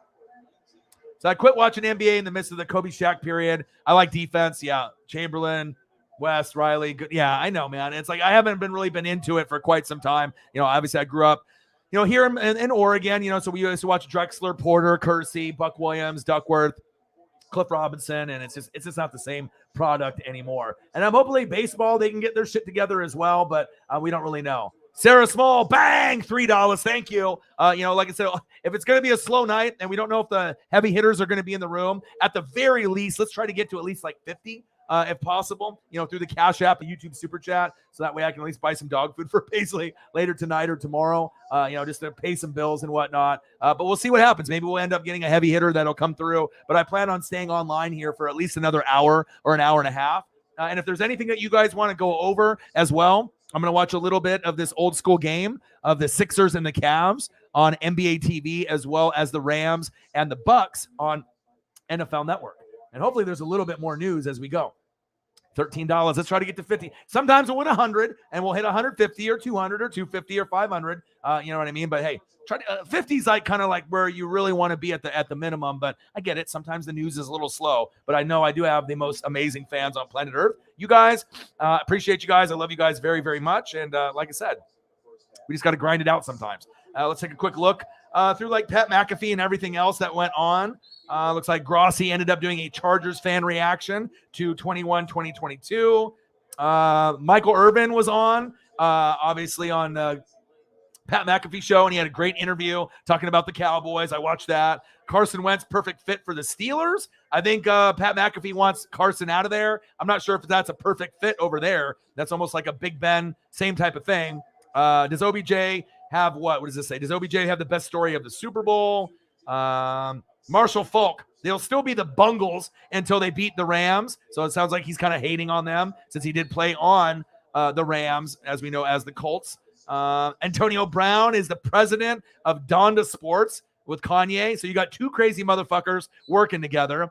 Brady already talking about unretiring. And there's not really a whole lot else going on. A Baldy breakdown of the Rams Super Bowl game plan, and Baldy breakdowns are pretty dope. But there's, like I said, there's really not a whole lot going on. Iverson, I see you. And I'm going to go back to the Rams and Buccaneers. Even though I love being able to watch Iverson, I can't get enough of the NFL. If the NFL's on, even if I've seen the game, I'm going to still watch it. And that's big facts. The Mariners. I met Griffey, like I said, in '89. Like I said, I met his dad as well. I always try to root for the Mariners, but it's just like, God, every year they just put up a shitty product, and they almost made the playoffs in the last couple years. But every time they have good quality prospects, they just trade them away to the Cubs, the Yankees, the Red Sox. I mean, whoever is like on the verge of making a deep run, and that sucks. You know what I mean? It's like they don't invest in their team like the Dodgers do with all the money that they have in there. I actually watch more Dodger games with my dad than watch the Mariners. But when the season starts, the hype. Obviously, I will pay attention to a lot of what's going on in baseball. And once the playoffs hit, I watch pretty much everything that's going on that route as well.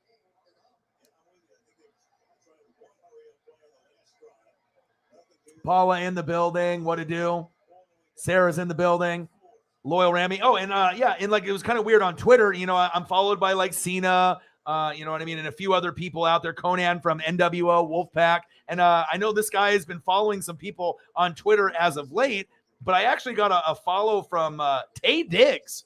I'm not sure if you guys are familiar with Tay Diggs and what he's been able to do like in Hollywood. I mean, Tay Diggs has kind of been around for quite some time. He's like kind of like a Hollywood actor. He's been in quite a few movies and things. And he actually followed me. And I know he's followed quite a few people because I've seen in my timeline. So I don't know if he runs his account from his phone or if he ends up having, someone else that, runs it for him.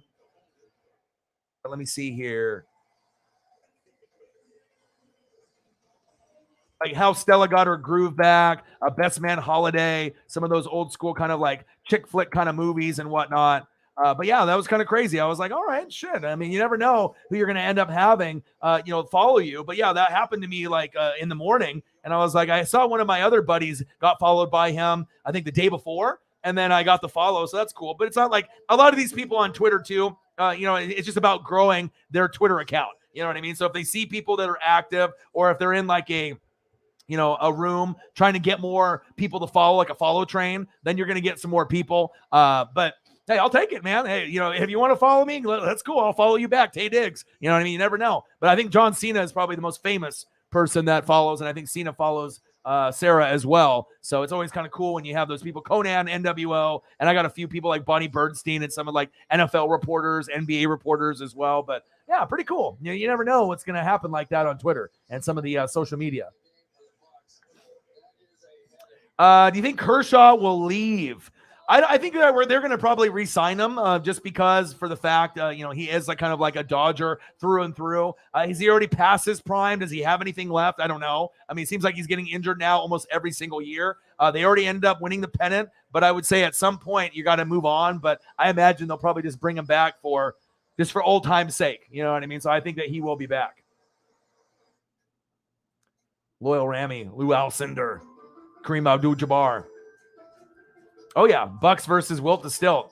Absolutely. I have some old Sports Illustrateds, too, from like Kareem and some of those guys from back in the day. Because my dad used to work at Canby High School, and they had the library with all the Sports Illustrateds, and they were going to throw them out. So I went in there, like this is years ago, and I got all of the Sports Illustrateds from like the 60s, the 70s, the 80s. Some of them had a little bit of damage or writing on them, but most of them were in good condition, and I would bag them and save them. So I got like Muhammad Ali's. I got, a little bit of like the Lou Alcindor, Kareem Abdul-Jabbar's. I got a little bit of NASCAR with like Richard Petty. So I got to save a lot of those. I don't know how many I have in the collection, probably a couple hundred, of the old ones, but they're kind of cool. And when I used to live by myself back in the day, I would put them all over my walls. I would have like plastic bags with pins, and I would hang them up like all over my walls. So just to kind of stare at it, I'd have like my old starting lineups and some toys shit kind of lined up on the walls as well. But all that stuff is like in storage or kind of bagged up now. So I don't really get to look at that. But yeah, that brings me back to that old school days. That's big facts.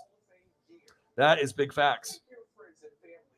Slow day, man. Slow day. You know what I mean? But like I said, that happens sometimes. But if there's any other questions or anything that you guys want to talk about, we got to keep it moving. You know what I mean? Obviously, there's not a whole lot going on. Obviously, with the NFL, we're getting closer and closer to Super Bowl, so we know it's going to be good. But like I said, some days you're going to have a lot going on. Some days it's going to be a little bit slower. But there hasn't really been a whole lot of news besides what happened yesterday. Said Kershaw can't leave until his boy Stafford gets a Super Bowl. I know they went to high school together. It's pretty crazy. It's pretty crazy, yeah. But like I said, I wasn't going to let those Sports Illustrated, get thrown away. Some of them had like marker written on them, but I didn't care. I was like, I can still sell some of those for $5 to $10 a piece or 15, depending on if I found a collector that wanted one. Especially, you can't find a lot of those anymore anyways. You're going to have to go like on eBay, or if you have someone that's had like a Sports Illustrated subscription for a long, long time. I got a bunch of Jordan ones, when he was in his prime, from the 90s to, all the way from early 90s to the late 90s as well. NFL honors. Yeah, I don't know. I mean, we'll see what happens. I mean, if there's nothing else on and if the NFL honors is on, maybe we'll do like a watch party for that. I mean, that's not really something that I watch typically. Maybe I will, tune in, for a little bit, but I mean, for me, it's like for a bunch of people sitting down and you get like a comedian roasting them. I don't really give a shit about that really, but I mean, if we had nothing else going on, maybe that'll be something that we can watch together. And that's big facts. So kind of just a breakdown of what's happening today, obviously with the C.J. McCollum news. That's initially why we ended up doing the stream. He ended up getting traded today. Our Blazers here have not been good for quite some time, besides we went to the finals with the Warriors and got our ass kicked when we had a really complete team. Now we're trading CJ away for Josh Hart, pretty much because of the money. And this is kind of the breakdown for anyone that hopped in the room a little bit late. And McCollum, Larry Nance, Tony Snell, as you can see, going to the Pelicans. And we're going to get Josh Hart, Nickeil Alexander-Walker, Tomas Satoransky, D. Luzada, a first-rounder protected 5 through 14, and 2 second-rounders. Blazer fans are not happy, but it's all about money, money, and money. So we'll see where it goes. Sad day for us Blazer fans, but you know what? We knew this was going to probably happen sooner than later. And the one that's probably pissed off the most is my boy Dame Dollar. He's probably not happy about this one bit, but it is what it is. You got to move on. You got to be able to do what's best for the clubs. And then as far as the NFL news, like I mentioned before, Rich Bisaccia. All right, we know that he is signed as special teams coach with the Packers. Hopefully that he can get them back on the right foot. AK-41 arrested in Vegas. We obviously saw that earlier. And we obviously know with AK-41 what's going to happen. I mean, we don't really know. I mean, we hope that he ends up being, slap on the wrist or this or that. But it sounds like him and his boys. I don't know. Maybe you're hanging around with the wrong crew. You're hanging around with your boys. That might not be the right boys for you to hang around with. Kyler Murray.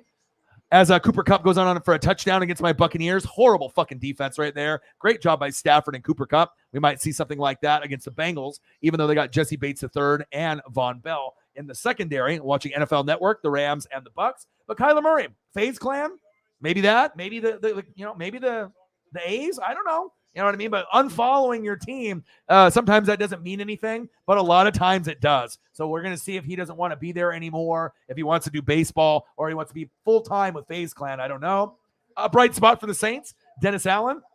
All right, I see you. At least at this point, for you, Dennis Allen, all right, you're the head coach of the Saints. So, I mean, I know the AK drama, Michael Thomas drama, Sean Payton drama, obviously not being there anymore, and I know that is something that Saints fans are like, fuck, are you going to go to the Cowboys? What's going to happen? But at least you got a guy that's familiar with the team, and then moving forward, it should lead to something. And then obviously yesterday, as we know, Lovie Smith with the Texans, Pep Hamilton ended up getting a increased role with the organization. Obviously, we know with Mike McDaniel, he looks like that Starbucks barista, all right, or that weed dealer that you had 10 years ago.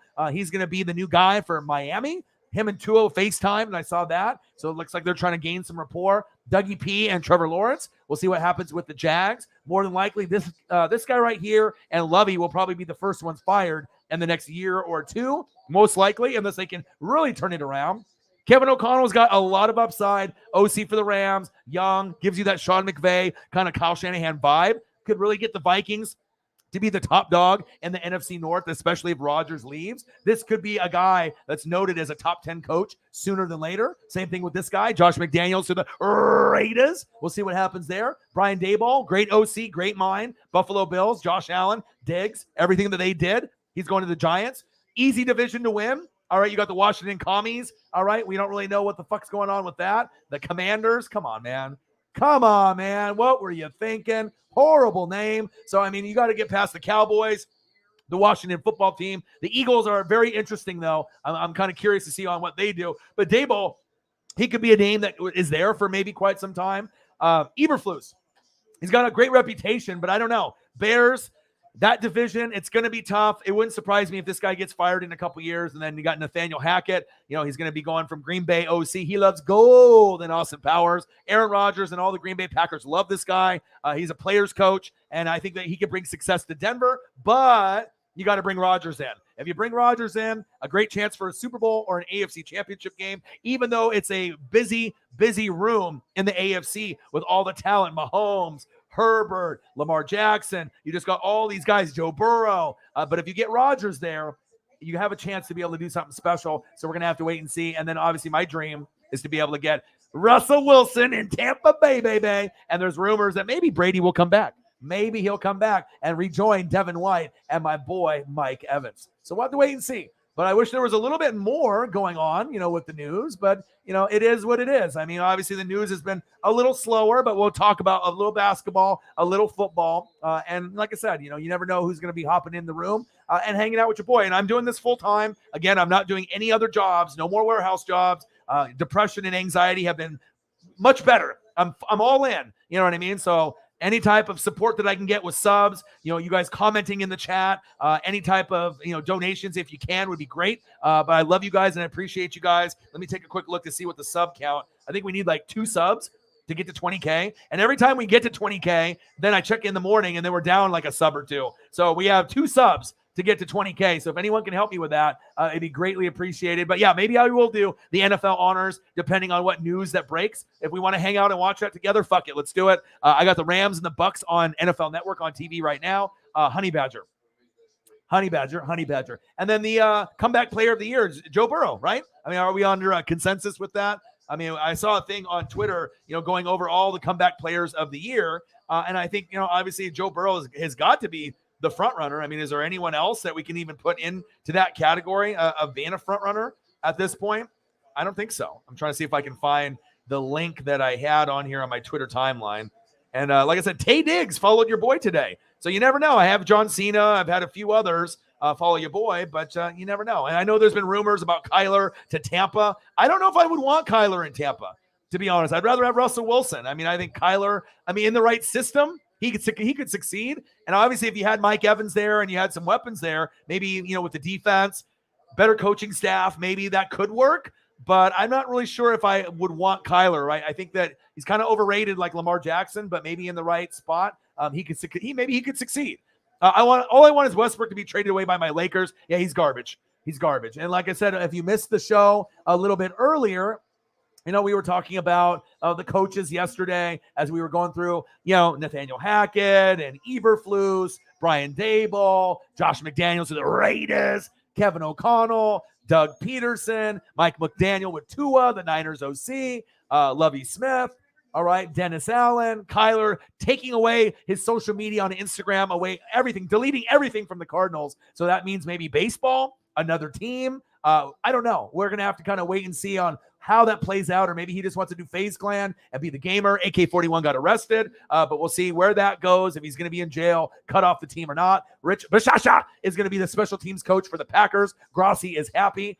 Johnny ended up making my thumbnail for the Super Bowl, and I encouraged him to use players. I told him I want Burrow and I want Stafford. I'll pay you more. So it sounds like I'm going to be paying a lot more money going into next season, but my thumbnails are going to be looking fantastic. And when you guys see the thumbnail that Johnny did, I gave some of y'all a sneak peek of it last night. It is fucking incredible. Having the players on a thumbnail just makes that thumbnail just go through the roof. I mean, you can have the team names and live play-by-play and reactions and have the Bengals and Rams and some cool graphics. But once you have the players' image on there, and I wanted Stafford and Burrow for obviously main reasons, them being the leaders and the quarterbacks of the team.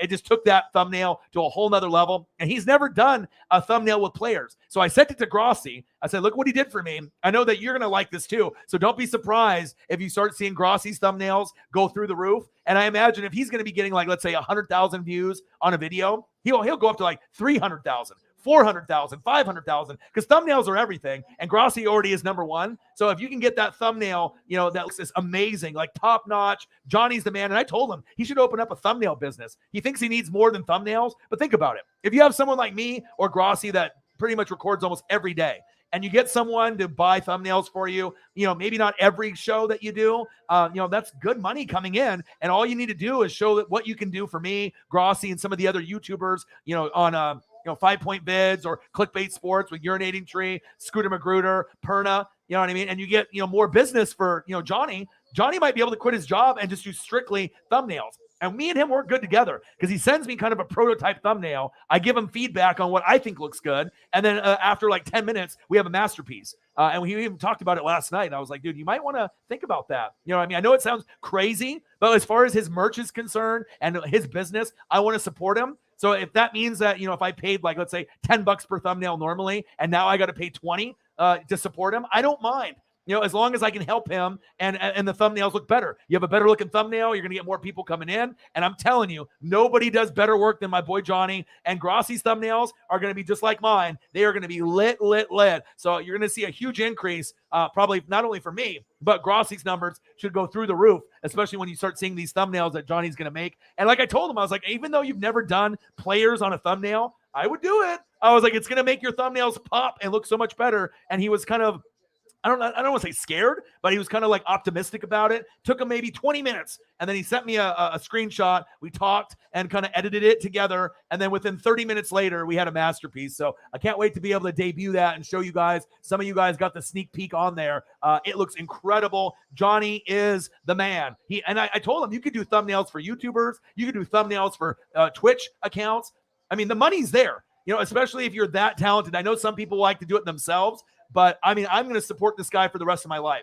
He is going to be my guy, and I believe Grossi's guy forever. So if I can help him, maybe quit his regular job and just do strictly thumbnails. I know it sounds kind of crazy, but it's not. Because, I mean, if you can make $10 to $20 per every thumbnail you do, and you have a clientele of all the big Twitch or YouTube people or people that are trying to start a YouTube channel, I mean, it's there. I'm a businessman. And you know what I mean? I know he probably thought I was crazy talking about that. He's like, I got to do more than thumbnails, but do you? You don't. If you're great at doing something, know your lane. And, he can do the merch and he can create, hoodies and things like that. And he'll be rebranding me and doing merch for me as well. But I think that he does have a chance to make something really special there. And like I said, if I can support someone and maybe give them an idea that they don't think that could happen, of course, I'm going to be able to, spark that light. And I'm telling you, there's nobody better than Johnny. So if he ends up coming in the room, make sure you say hello and give him a lot of love. I mean, this guy is very, very talented. Sometimes I feel he doesn't believe in his skills as much as I do. But like I said, all it takes is one person to believe in you. And if I end up paying him money to do all my thumbnails, if I can get to that point, every single show that I do, I'm going to do it. It all depends on what kind of donations I get in return for me to be able to afford that. But that's big facts.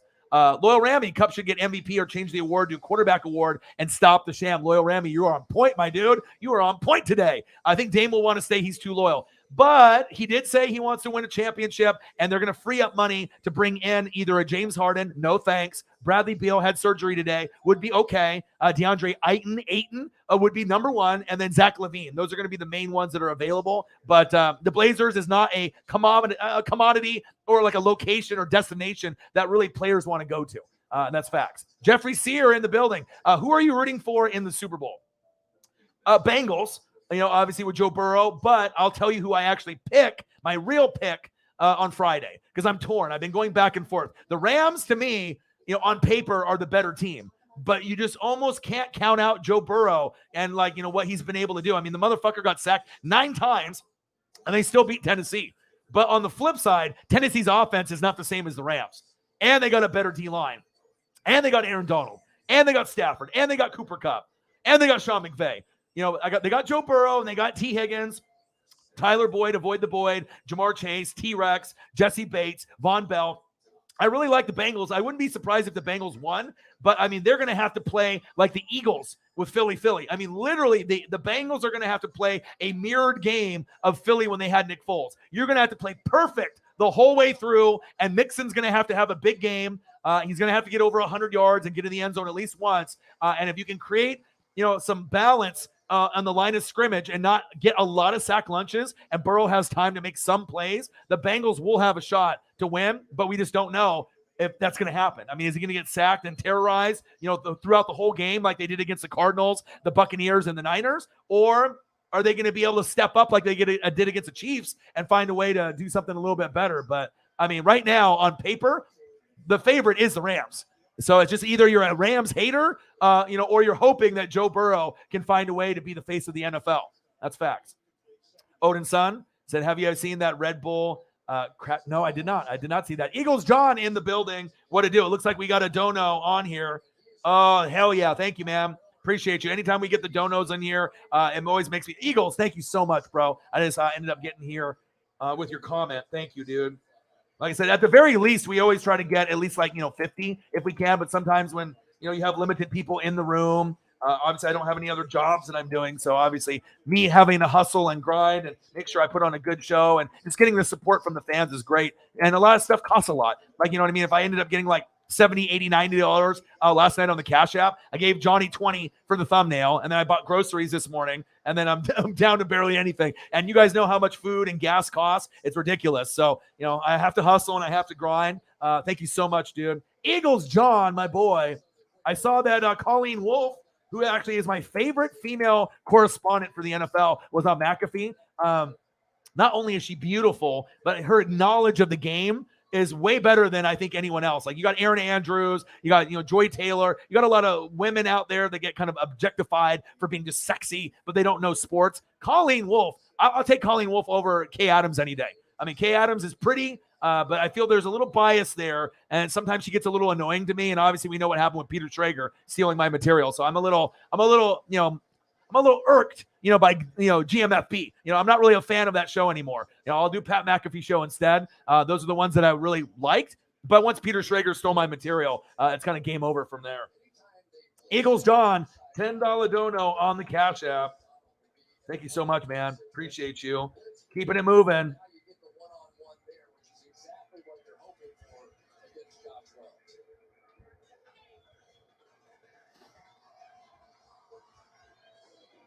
Bang! $10 dono on the Cash App. Thank you so much, man. And like I said, all we try to do is just grind it out. And like I said, I love hanging out with you guys. Holly Hundo is in the building that I see, but I want to make sure I get to all the comments in here. Holly, how are you doing? I saw that you're training with the Arnold Schwarzenegger tape. You're going to be running a marathon. How cool is that? I had to send you an Arnold, Get Through the Chopper. That is a crazy book or video or whatever that is that you have, a VHS or some kind of old school thing with Arnold on it for working out.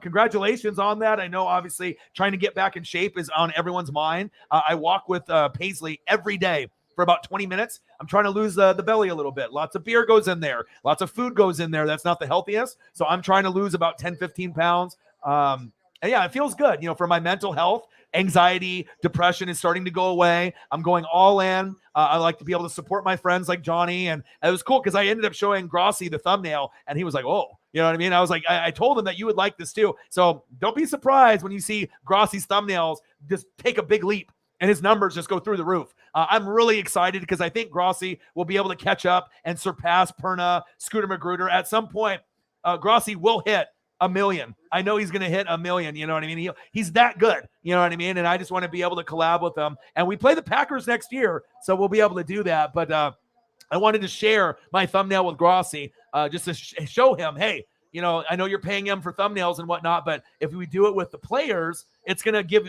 him and me better numbers. And he's well more established than me, but I always try to reach out and talk to Tom like once a week just to like ask him a question or show him something that Johnny did. And I can't wait for Johnny to go through the roof too. He is that talented that, if he can end up just doing thumbnails for the rest of his life and making good money, that would be great.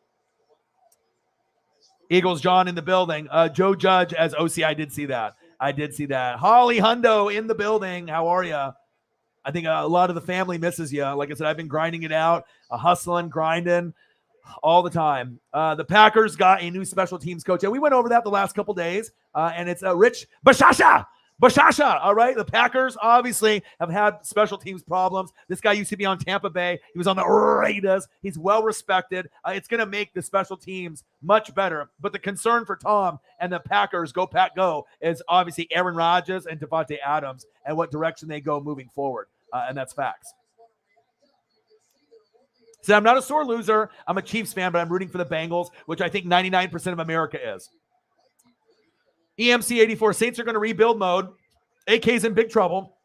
Fracturing somebody's orbital bone is some serious shit. Well, also, what's serious is his buddy stomping on the guy's head 15 times when he was already knocked out. You know what I mean? So maybe you need to get a little bit better friends or understand that you don't want to throw your whole NFL career away hanging out with your gangsta boys. You know what I mean? And it happened before the Pro Bowl. So it happened before the Pro Bowl. He showed up for the Pro Bowl, played in the Pro Bowl, and they got arrested after the Pro Bowl. Just crazy, huh? Holly Hundo in the building. What to do? Sarah Small in the building. How are you? Paula's in the building. We got a lot of my favorites in the building right now. Appreciate you guys very, very much. Odin's son. He said, I only go to a snowballing once. Yeah, the winters suck now, man. Yeah, and how's everyone doing with all this snow and the crazy weather, man? Like I said, out here, it's been beautiful. I've just been doing walks with Paisley. We've been having a good time. And I know the Midwest to the East Coast has just been slammed with snow and bad weather. So hopefully everyone is doing okay out there.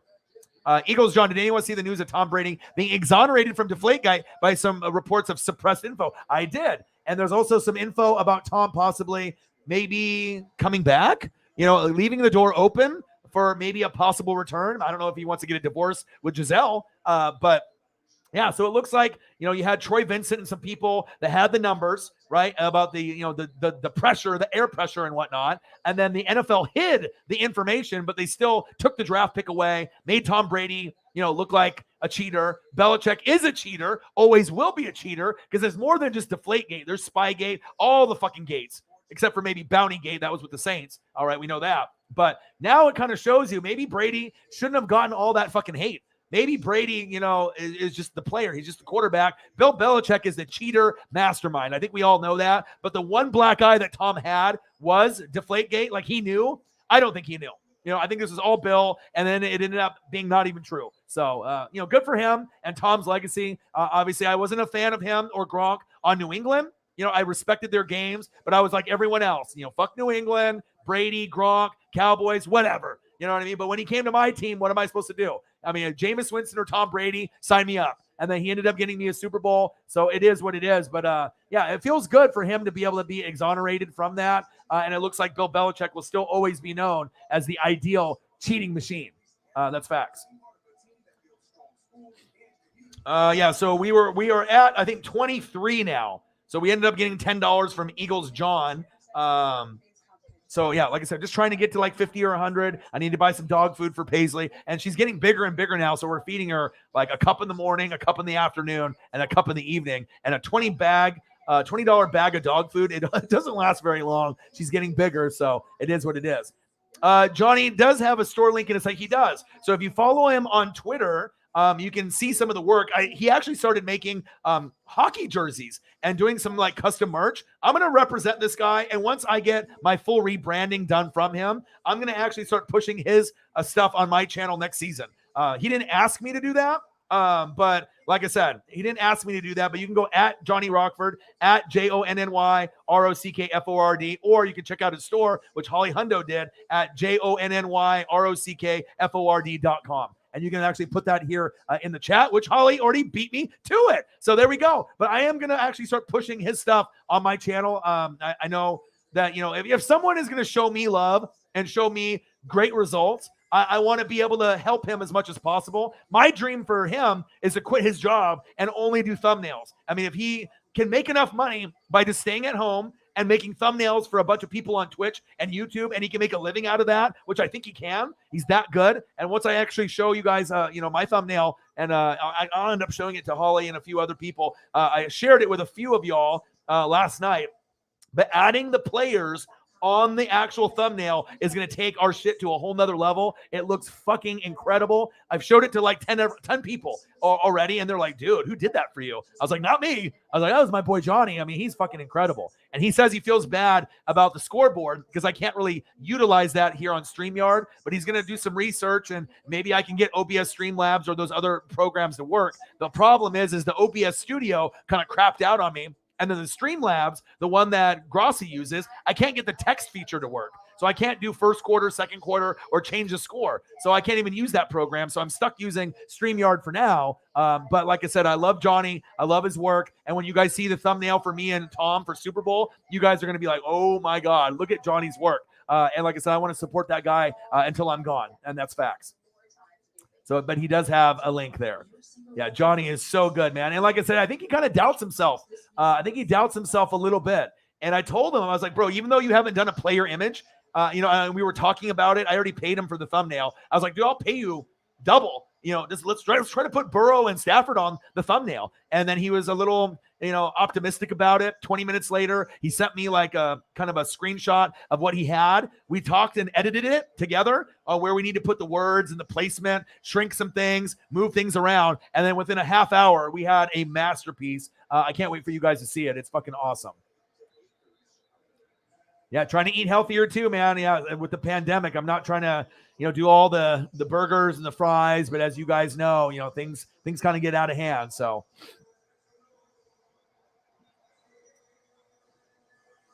All right, Paula. Oh, you're talking about bye to Odin. I thought maybe you were leaving. Eagles John, bang! $10 on the Cash App. Appreciate you. What are we at? 23. So we only need 27 more to 50, and then a little bit more to get to 100. We'll get there. Said, I disagree. But you're doing someone that no one knows about. All right. Obviously, I'm just talking about someone that's on mainstream TV, for Good Morning Football, NFL Network, as far as mainstream. But I imagine she's great for The Athletic. But how many people actually know who that is? You. No one else. You know what I mean? Unless you're a Rams fan. You know what I mean? But I'm talking about someone that covers the NFL in entirety, not just a Rams beat writer. And, of course, you're going to be the only one that knows that information. Yeah, she seems fickle to me too. She kind of seems fake to me. You know what I mean? Like I know she likes to, support the Saints. She's from Chicago. She's a Bears fan. Kyle Brandt's a Bears fan. But I don't know. It just seems like there's a little bit of fakeness there. Too much Hollywood there for me. And I used to like that show a lot until Peter Schrager stole Uncle Mo momentum from me on Monday's show last week and tried to act like it was his. And I got no respect for Peter Schrager, and I don't really like the show anymore. I'll be honest. I mean, I'll still watch it, but I'm more of a Pat McAfee guy, someone that's real. But it sounds like Pat McAfee's show also stole Uncle Mo, but I don't really have as many hard feelings towards him because I haven't seen the video or the audio of it. But, I'm not really a fan of her anymore that much as well. That's facts. NFL players need to stay out of Vegas. That's big facts. That is big facts. Yeah, and there hasn't really been a whole lot of news. Obviously, CJ McCollum, Taye Diggs, the actor, followed me on social media today, which was kind of cool. But, it is what it is. They got to stay out of jail, and it's just crazy. If you're with your boys and then someone's talking shit to you, you have to understand you're in the NFL. I mean, do you want your career to be over? And you know what I mean? And you just sock the guy in the face like 6 to 8 times as your boys stomped on the guy's head while he was unconscious. Like, come on, man. I get it when you get into a fight, shit happens, but be better, dude. Be better. Be better out there.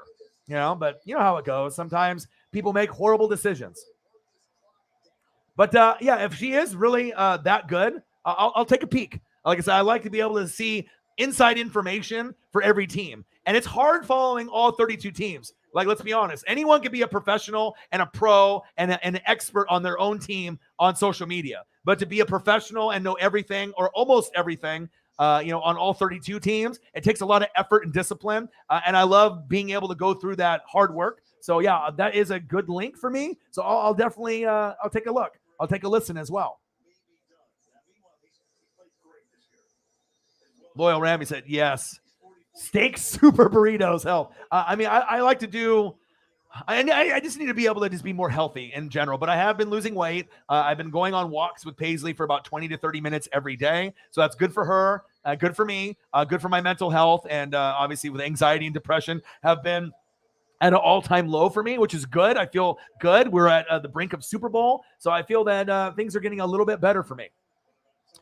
Show needed Nate Burleson more than Chris Carter. Kay is, window dressing. I mean, Kay is a good speaker. You know what I mean? But I think that over the years, it's been just a little bit more fake to me. Not as authentic and genuine. And obviously you got Chris Carter or any of these other guys that are fillers, but they're not Nate Burleson. Obviously Nate was the man of the show. Peter Schrager's a weasel. He just likes to steal things. Obviously he's the analytics and stats guy, likes to go to YouTube and steal shit. No respect for you, Schrager. And then obviously Kyle Brandt has got angry runs, and he's the guy that brings the energy and the fire.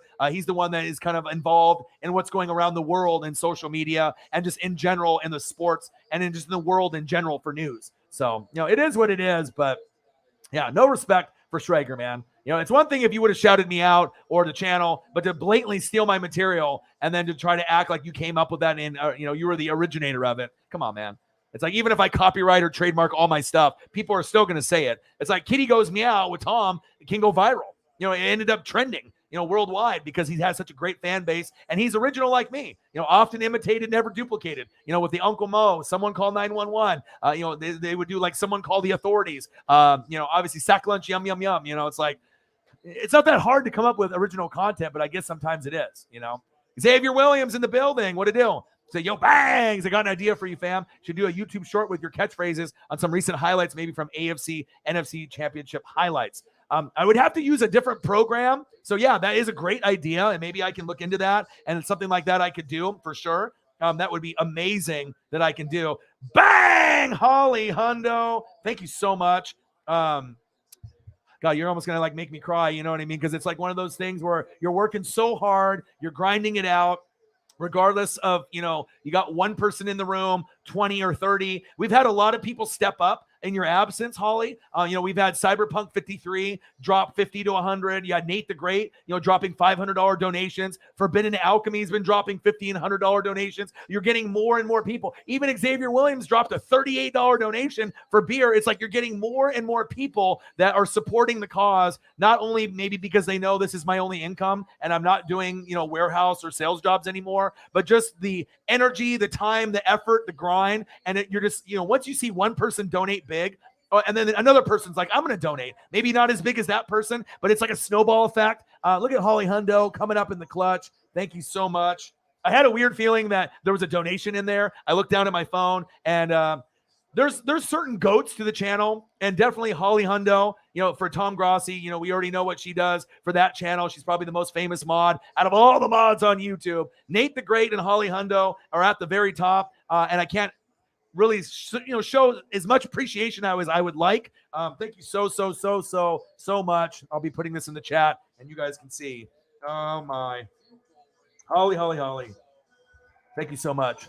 And it's going to go a long ways. And thank you so much for doing the Cash App, because like I said, I do have things I have to get for Paisley, dog food and whatnot. And as we know, if you end up doing the YouTube super chat, they take 30 to 35%, and you don't even get it until like a month later. You go through Cash App or Venmo, it comes immediately. So I end up getting like a quarter taken out or 50 cents out of the total donation. That's much better. Thank you so much.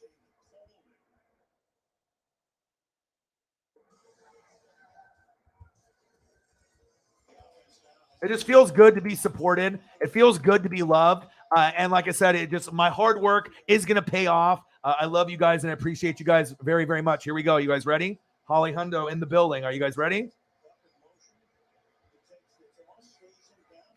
Bang! Let's go. Not $1, not $2, not $5, not $10, not $20, not $50, not $100, $200.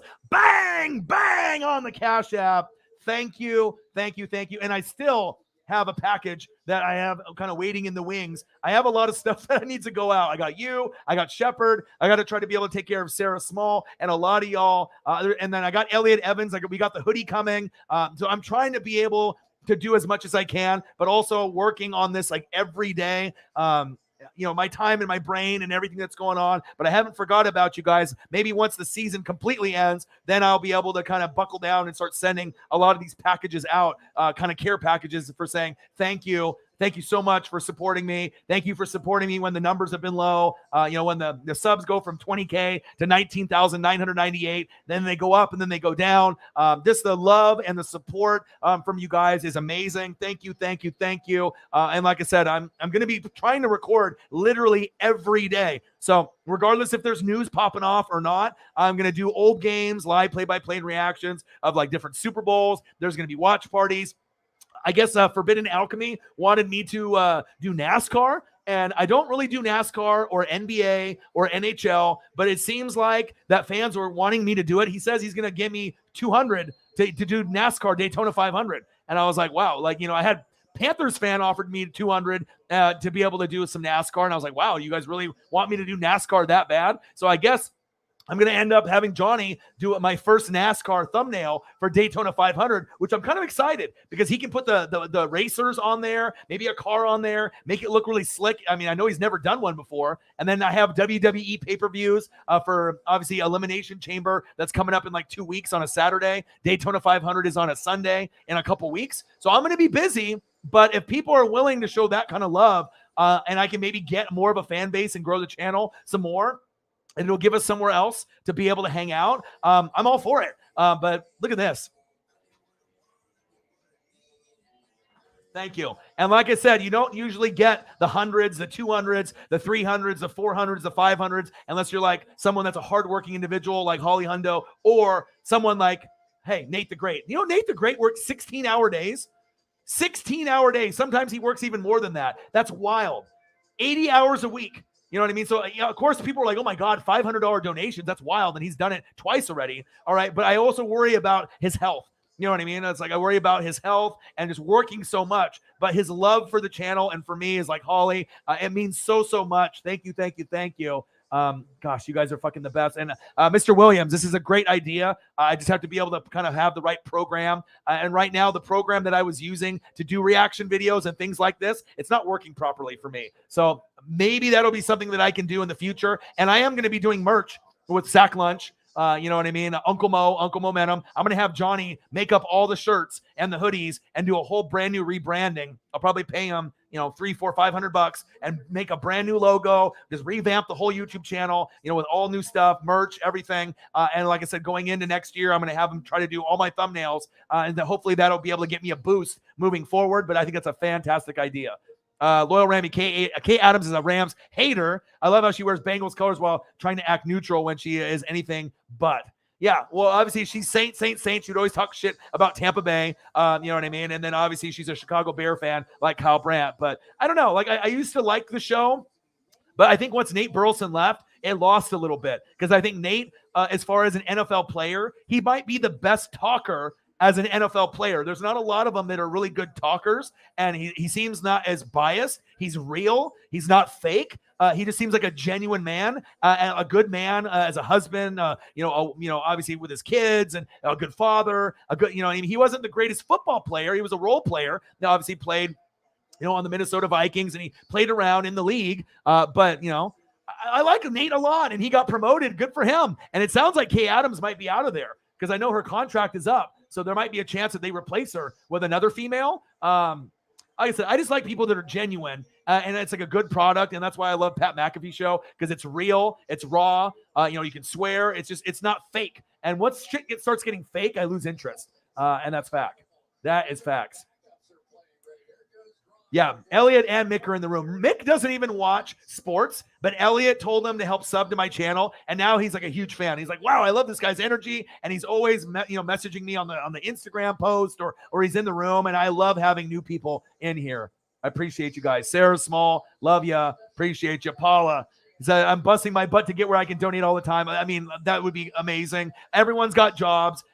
Or they're in the process of getting a job. Everyone's working hard for their money. Everyone's got bills. Everyone's got rent. I get it. You know what I mean? All I can say is that I love you guys. I appreciate you guys. And like I said, the appreciation and love that I get back from you guys is unmatched. And having a bigger female fan base is something that's really key for me. We used to go from 100% male to 99% male. Now we're sitting at about 5 to 7%.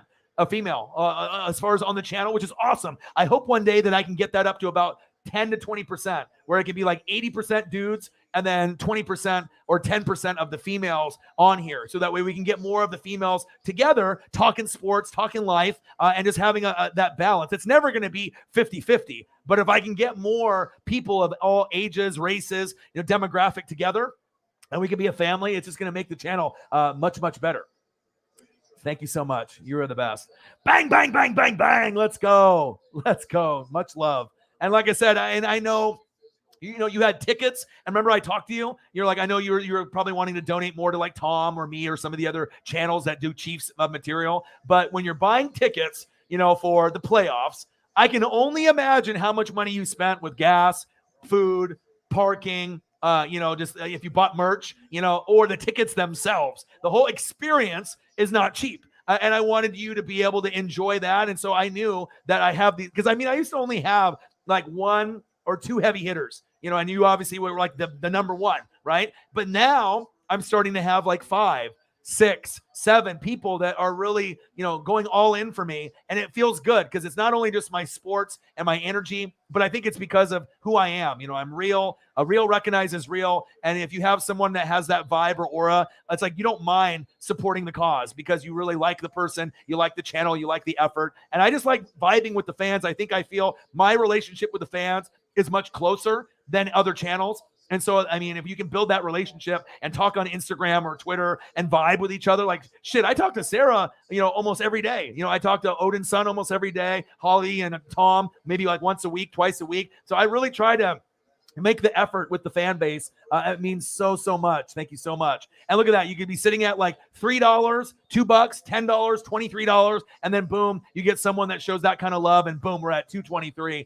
Thank you so much. And like I said, it's going to take a lot of discipline, a lot of hard work. I've told my girlfriend, I told my family, I am doing this full time, and maybe some of them have doubts, but I feel that if I go all in, and I don't focus on any other job, I do think that I can make this work even in the off season. I'm still going to be doing NFL, college football, AEW. I'll be doing a little bit of everything, but I think that we have a great enough fan base that I can end up paying my rent, paying my bills, and make it work. I'm very excited for this opportunity to go forward, to do YouTube full time, and that's it. I love you guys so much. Yeah, Nate the Great. Think about that. 16-hour days. I think some days he works more than that, like closer to 20. I'm like, dude, I don't want you to die. You know what I mean? And I talk to him on there, and we check up on each other. And, we've had guys like Alan that have been going through some things, Zini Panini. So, I really try to make sure I touch base with a lot of y'all just because you guys are important to me. You know what I mean? The conversations are great. The news is great, sharing stories and just, being there for each other, even though we might not be in the same state or in the same city. You have a connection with people like Tom, people like me, and it means something. I know it does for me. You know what I mean? I'm always going to get excited on every single dono I get for the rest of my life. You're never going to see me like, $5, $10. Oh, Joe with $10, you know, oh, Larry with $5. I'm always going to give you that excitement because that's how I truly feel. I'm never going to be that guy that is like taking shit for granted. You know what I mean? Shit is not forever. You know what I mean? You have to be able to put in the time and the effort. And like I said, I can't show enough love and thank yous to you guys. You guys are fucking awesome. Yeah. And dude, $500. I mean, that's like Holly Hundo dropping the big ultimate donation for Tom and everything.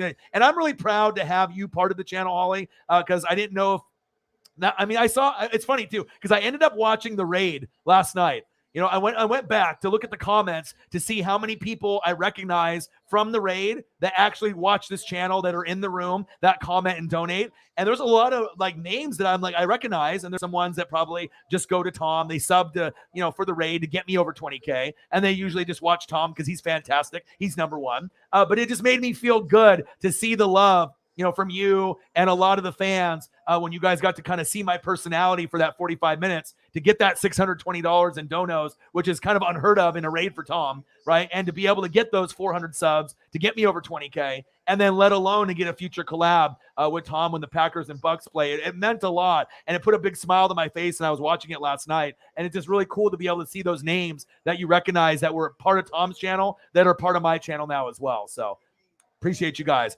Toby in the building. Duval. Jags in the building. What to do? Loyal Rammy. What to do? Oh, Road Diggity. What's good, Ryan? What to do? What's the Cash App? $ORION NWSF on the YouTube Super Chat. It's down below, but I'll type it in. Thank you so much, man.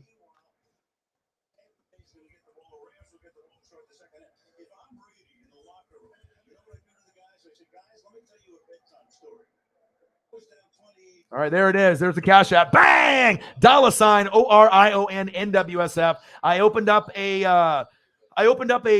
not a Zelle account because I already have Zelle through like Chase Bank, but a Venmo? CP is a Vikings fan, and he's like, I do Venmo. Will you open up a Venmo and I'll send you money on there? Okay. I mean, it works the same way where you don't get robbed by YouTube or Google. So yeah.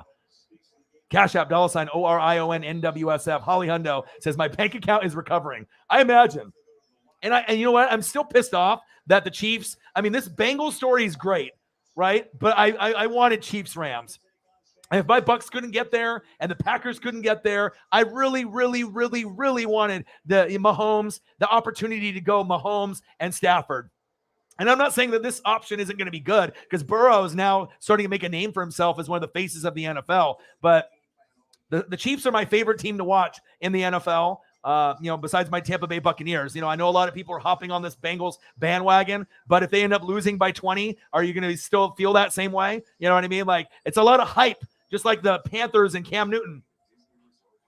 Right? Remember in 2015, the Dab, they were 15-1, and then they just got fucking obliterated by, DeMarcus Ware and fucking Von Miller and the Broncos, and you never really heard about the Panthers the same way ever again. But I think this team has opportunities to be good, but it shows you just because you go to a Super Bowl one year, I mean, this might be the one chance that the Bengals have to win. They might not get back to the Super Bowl or the AFC Championship game for like 5 years. You don't know, with injuries, free agencies, crazy shit that happens, other teams getting better. But I definitely think the Bengals are easy to root for with Burrow, very likable. And if you like Stafford, the Lions, or Aaron Donald, I mean, obviously some people are going to hate on that team, but they're well deserved. I mean, they deserve to get there. It was them, the Packers, the Bucks, and the Packers and Bucks failed. The Rams succeeded. Stafford is, a top 8 quarterback in the league, and he's proving it week in and week out. And every time we think that he's going to choke and do some bullshit like in the past, he's been playing through the roof. And that also is a big credit to Sean McVay and guys like Cooper Kupp. And that's facts.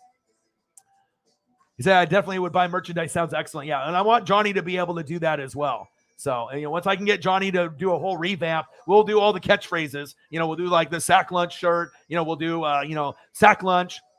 Someone call 911. We'll do all the different, catchphrases, the Uncle Momentum. We'll be able to kind of customize them together and come up with something fun. And I'll make them cheap. They'll be a good quality, but I'm not going to charge like, $50 for a shirt, a t-shirt, or, I'll try to make them as affordable as possible. It's not about making money on the shirts. It's just being able to get it out there to the fans. So Sack lunch, yum, yum, yum, right? It's 12 noon. You know what time it is. It's time for a sack lunch. Yum, yum, yum, yum, yum. And it's still wild to me that EA Sports Madden stole that from me. Like they had a social media team and they followed me and they actually stole it and put it in the game. I mean, I don't know if there's a bigger honor than that where you can actually get one of your famous catchphrases. It's like a kitty goes meow if it gets put in Madden. It wouldn't surprise me. You know what I mean? He made kitty goes meow like popular. And the one thing that kind of is crazy, you had kitty goes meow, right? I got my puppy, Paisley, during the Bengals and Jags raid. The Bengals are in the Super Bowl. Kitty goes meow. Could we get a kitty goes meow Super Bowl? I mean, could we actually get the Bengals winning it all? And maybe it's destiny. And it's the year of the Tiger this year. I don't know. I'm just saying a lot of things are kind of coming into place. It's wild. It's wild. You were able to sell your regular season? Oh, okay. Well, there you go.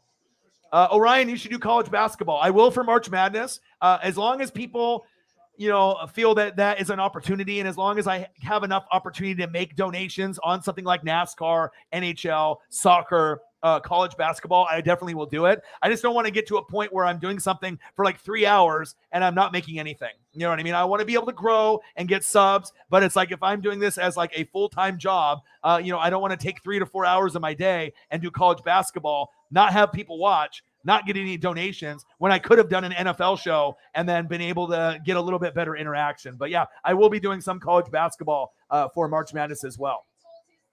Yeah, sack lunch or Uncle Mo shirt would be epic. Yes, and I want Johnny to make it too. I want Johnny to be able to make that as well. Bengals are 2-3 versus NFC teams. Rams are 4-1. Rams should win. Well, the Rams on paper got the better team. You know what I mean? They're just not likable. You know what I mean? I'm just being honest. You know what I mean? You guys are kind of the bullies. You know what I mean? You bullied out all the teams. And like I said, it's like you're trying to buy the championship. You got like Vaughn, you got Odell, but a lot of those people, they don't understand what the Rams have gone through, especially when they went to the Super Bowl and scored 3. Like a lot of people forgot about that. Remember when they played the Patriots and scored 3 and that pain the Rams fans felt? So a lot of these people that are just like talking shit over and over and over, it's not like they won that fucking Super Bowl over when they got past the Saints in 2018 with the no call. They didn't win. They put up 3. You know how embarrassing that was? Probably for Loyal Rammy, Trayvon G, and all the Rams fans. You're finally in the Super Bowl. You remember the Kurt Warner days, the Marshall Faulk days, and then you score fucking 3. And you're way better than that. You know what I mean? But now you have another opportunity to flex and show, hey, Stafford is better than Jared Goff in the offense. Cooper Kupp is at an all-time high, top 3 receiver. And you could argue Cooper Kupp this year was the best. Over Devontae, over Tyreek, like literally the best in the game. Stats say it is, and I think he was. I think he was the best receiver this year, easily. And he's been balling out in the playoffs. No one's better than him. I know Jamar Chase is more likable, maybe just because he's got more swag and drip like Burrow. They dress cool. No, they're just a cool duo. They're from LSU. They're just cool, right? But besides being cool, Stafford has been the man for years and years and years. He's been grinding it out. Cooper Kupp was one of the most underrated receivers like Bobby Trees, Robert Woods, and they're finally getting love. I like it. I just, you know how it goes. Haters are going to hate. And like I said, if the Rams were playing anyone besides Kansas City or the Bengals, maybe more people would be on that side, but it doesn't really matter if you got the outsiders rooting for you. If you win, the only people that are going to care about it are Matthew Stafford fans that are Lions fans and people like Loyal Rammy and Trayvon G being able to raise their fist in glory with that Lombardi trophy, because that's what it's about. It's about the legacy and being able to move forward. That's facts. Did we get to 20K? Did we? Did we get a couple subs? Oh, there's more donos here. Bang! Holly Hundo. Thank you. Holly Hundo with another donation. Uh-oh. Thank you so much. Uh-oh. Look at this. I hit the 20K. We needed 2 subs to get there.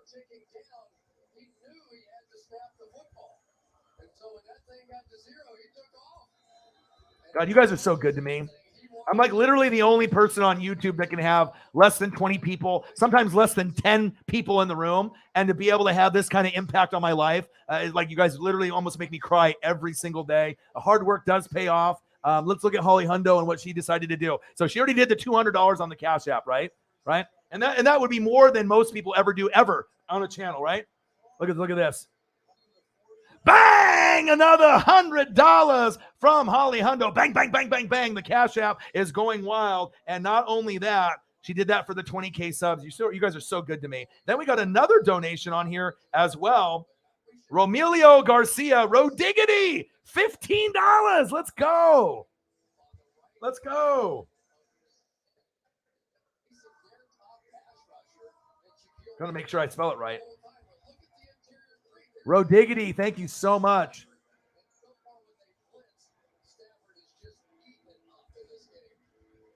God, you guys are so good to me.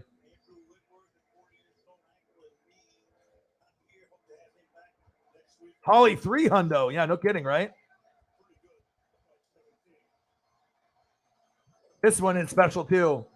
Bang! Rodiggity, $15. Romelio Garcia, thank you so much. Especially when you get people that are newer or people that have been watching for a long time that haven't donated, and then you see that love when they decide to do it. Like Cyberpunk 53, would donate to me in years past. He would drop like a 50 or 100, but now he almost does like 50 or 100 every time he comes in, and that's just like so like unexpected, but it feels so good because you just don't know what heavy hitters are going to be in the room. At the time. So it just feels so good that, it's like you're not going to get Nate the Great in the room all the time. You're not going to get Holly Hundo in the room. But if you don't have some of those heavy hitters, you're starting to create other heavy hitters and mid-level hitters. You know what I mean? So instead of having one person, to be able to make, a good number, now you're having like 8 or 9, and it feels so good. You know what I mean? Especially when you have limited subs, limited people in the room. You guys are amazing. Thank you so much.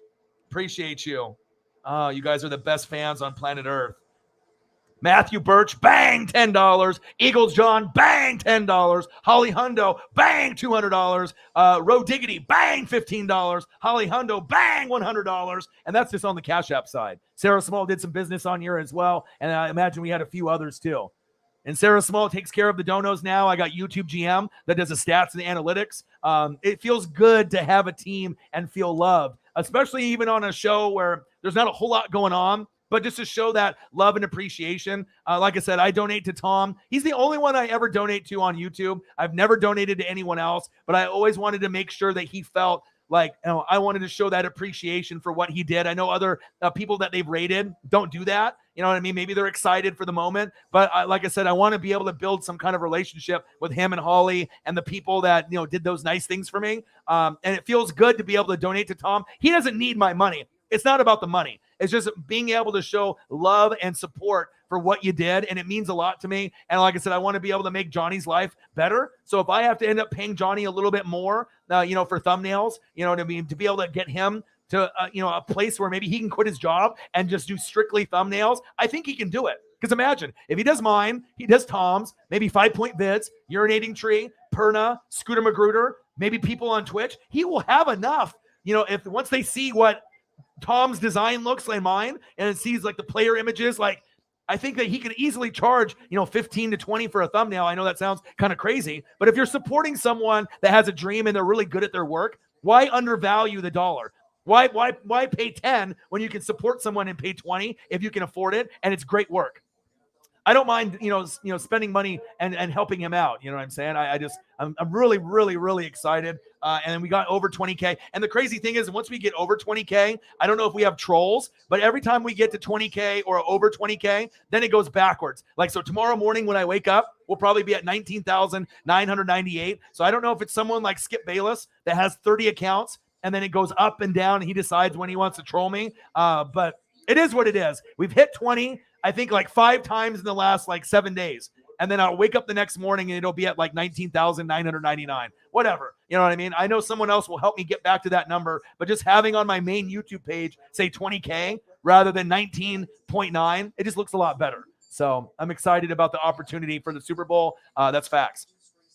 I never met any Rams or Bengals fans before. I think that it's going to be good just because, this is the last game. Joe Burrow has a chance to be the face of the NFL, not necessarily taking over Patrick Mahomes, but if he wins, they won 2 games 2 years ago, 4 games last year, last place in the AFC North, and where he tore his ACL, PCL, MCL, all the L's, gone, right? Injured. And then now they're in the Super Bowl with a horrible O-line. It doesn't make any sense, but that's football, right? That's football for you.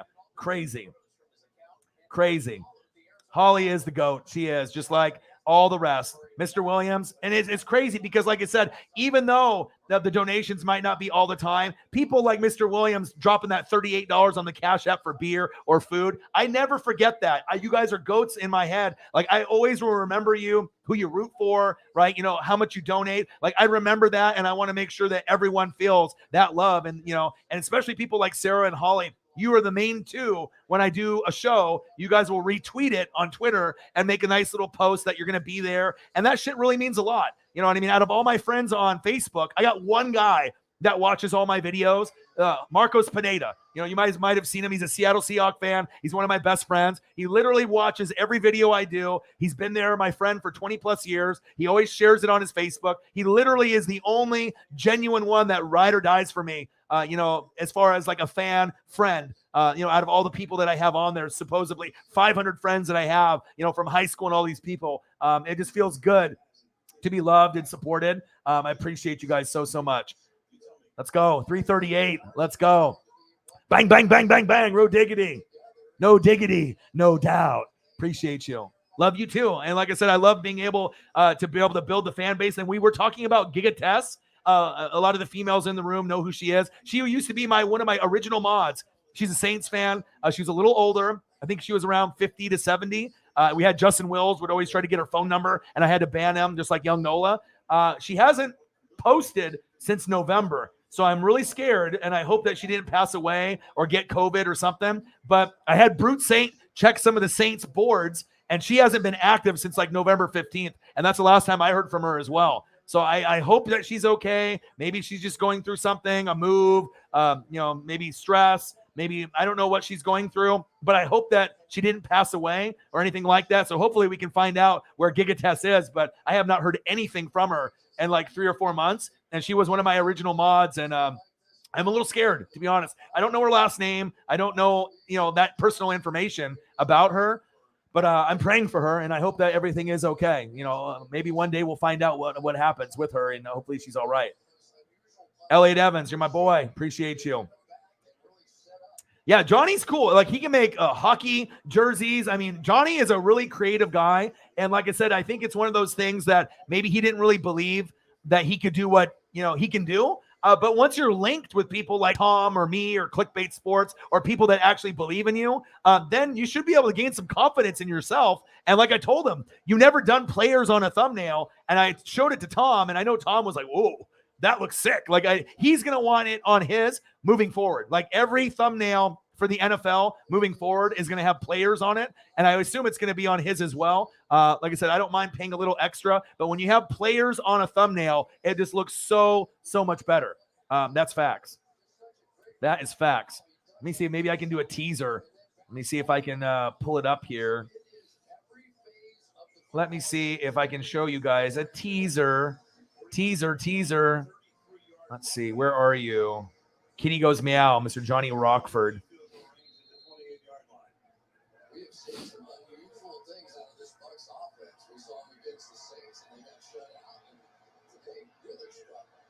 Okay. Let's see here. Hold on.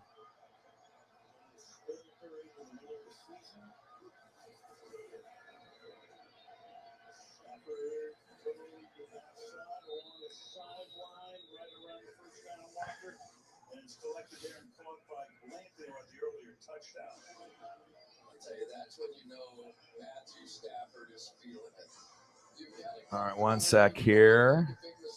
Yeah, Tay Diggs followed me today. Wasn't that wild? You know what I mean? Like, you just never know who's gonna end up following you or what's gonna happen. It's just, you just got to keep grinding, keep working hard, and you never know what's gonna happen. Let me see.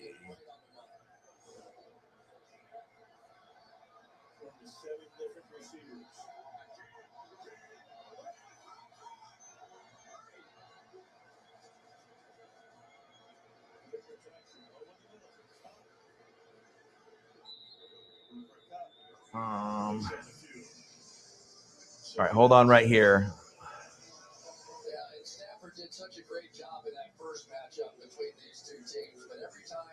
All right. All right, you guys. All right, let's see this real quick. And normally, like I said, I showed a couple of you guys before, but let's just take a quick look at Johnny's work. Are we ready? Drum roll, please. Here we go. Ooh, baby. I got to take this off here with the NWSF because that's not a part of it. But just a little, look at that. Look at that with the Rams and the Bengals. Obviously, it's going to be a little bit more, stretched out with the thumbnail, but you got the Super Bowl. You got the players on there, live play-by-play and reactions. Let me take away the ticker as well. One sec here. Let's take that away. But are you kidding me? Are you kidding me? I mean, like I said, we had to move the words of Los Angeles Rams and Bengals to the top. And, you got the little Super Bowl logo. You got Burrow and you got Stafford on there. Hey, let's go. Johnny is the man. And like I said, if thumbnails are going to look like this for me and Tom moving forward, Tom might be at 1 million subs sooner than later. I'll tell you that right now. And hopefully I can gain some big numbers as well. It looks clean. It looks good. Like I said, I wasn't going to really break this out until I had to, but I love Johnny so much, man. Like, I want to be able to show him some love, and goddamn, he's good.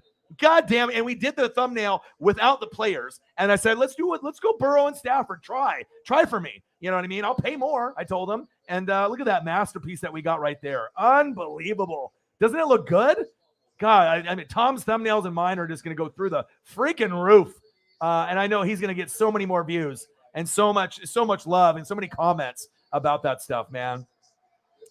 So I'm eventually going to post a selfie where I'm wearing an orange and black kitty cat hat, and Kitty goes meow. Nice. Yes. Yeah, seriously. And like I said, like the Kitty goes meow thing, there's like a special relationship there because not only did they beat your guys' Chiefs, but that's when the raid happened for me. And it just so happens that I got my puppy that day. The Bengals, we did that stream with the Jags, with the raid, and now they're in the Super Bowl, and it's the year of the Tiger. Like, I don't know, maybe this is the year that the Bengals win, and every time I think I know who's going to win, the opposite happens. So maybe this is the year, even though I think the Rams are the better team, maybe this is the year that the Bengals win it all. Maybe it is. I don't know, but it's just crazy. I don't have any contact info. If anyone knows, it's Brute Saint. When we see Brute Saint, he's one of the Saints mods on the channel. He sees her on Saints, message boards, and she's a mod for a lot of other Saints channels. He said that he looked, and the last time that he's seen a comment from her was November. And same thing with our channel here. So no one knows what happened to her since November. I hope she didn't pass away. You know what I mean? Because it's very weird for her not to check in. And if she's not even checking in with the Saints, boards, and, let alone my channel, it's just, I'm kind of fearing the worst, but I hope she's okay. Looks good, right? Yeah, correct unis as well. Because I know Johnny, I told him it's all about attention to detail with me. Everything is attention to detail. So when you're looking at, a thumbnail, I need to make sure it's the right jersey, the right placement. Bengals are the home team, even though it's in LA. They kind of flip-flop back and forth. I wanted to have just correct everything. And God, he hit it out of the park. And he already did one without the players. But like my dream is always to have the presentation look better and better and better. And if I didn't end up meeting Tom or Holly or Johnny, who knows where this channel would be at this point. Like, you guys have really been able to, you got to spend money to make money. So if I got to spend 10, 15, 20 on a thumbnail for Monday Night Football, Sunday night, and Thursday night next year, I'm going to do it. And it's going to be able to help my overall presentation. And hopefully we can find a scoreboard that I can use, because the OBS program is fucked for me right now. So I can't even use the beautiful scoreboard that I paid Johnny for. But hopefully I can find another program to use where I can implement that. I can still do the scoreboard. I can do the score on the bottom and the ticker. Not the same as having a cool scoreboard at the top like Tom does and how I used to have. But Johnny is amazing. I mean, his work is just so superb. And like I said, normally I wouldn't share a thumbnail this early. I would keep it a surprise, but I'm just so proud of Johnny's work that I like to compliment him and kind of just show off, for him. You know what I mean? I'd be like, you know what? This guy is amazing. Baby, dude, that looks so good. It looks so good. And Tom's is going to look different than mine, and his is going to look good as well. Oh, I'm so excited. I am so excited. You have no idea. Hopefully I can get some more views with that kind of thumbnail too. So, man, feels good. I got the Modelo Chelada. I know that Holly Hundo and a few others have tried the pineapple beer. I literally bought every pineapple beer in Oregon, I think, because I've gone to 3 or 4 different stores. I can't find it anymore. There was one store I went to and I bought like 8. I cleaned them out. Cleaned out Safeway, cleaned out Space Age, cleaned out like 76, all the gas stations and all the places that had it. I cleaned them out. and they haven't re-upped. So I need my pineapple plug. I need a pineapple pen. I need a pineapple plug because I can't find it, but I can find the mango one, but I can't find the pineapple one anymore. Hopefully I can, find it, before the Super Bowl. And then I got a friend in Arizona. That's one of my best friends, Jake. Me, Jake, and Marcos Pineda, who's the Seahawks fan. We were all very close, and we all used to live close to together. He moved away to Arizona, and he sent me a boxed item from Chicago of like ribs, or it's a mystery box of food. So I don't know what I'm going to get in there. Ribs, hamburger meat, like whatever it is. But it's this huge package that he sent me for Super Bowl. So I'm going to get it tomorrow, shipped overnight from Chicago. I'm really excited because I don't know what's in there. I got to obviously cook it, but I think I'm going to be eating pretty good for Super Bowl. And it's just amazing to have friends like that, that are going to do something so thoughtful, for me like that. There we go. Eagles, John, bang, another $12. My boy. Thank you.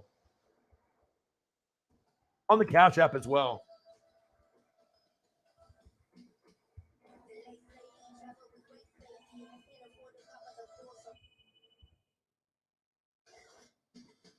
Gotta make sure I spell this right and I don't put gang bang. I have to put bang bang. Damn autocorrect. Eagles John, Cash App, $12. Gang bang. No. Bang, bang, bang, bang. Damn fucking autocorrect. I don't know. Then the porn bots will probably start coming in. You know what I mean? You got to watch out for them. Bang, bang, bang, bang, bang. Eagles John, Cash App, $12. Don't know. Not gang bang. Bang, bang, bang. There we go. Thank you so much, man. Shout out. It's good, right? Oh, yeah. I mean, I need some. I need some, seriously. I love it. I mean, I'll be able to find it. I know it's not sold out everywhere, but I did probably buy the most in my area. I probably have to go outside of my hometown to look for it, but I love it. I think it's my favorite. It tastes good. It tastes like pineapple juice. This tastes like mango juice. Like, I don't even taste the beer in it. It's delicious. It doesn't give you a hangover. Like, if you're drinking a lot of Budweiser or like Rolling Rock, you know how it goes. Like when you drink beer or like liquor too much, you just feel like shit. You know what I mean? Like with these, I don't feel bad ever. Like it just tastes like juice to me, which can be kind of dangerous. You don't want to get too crazy, but.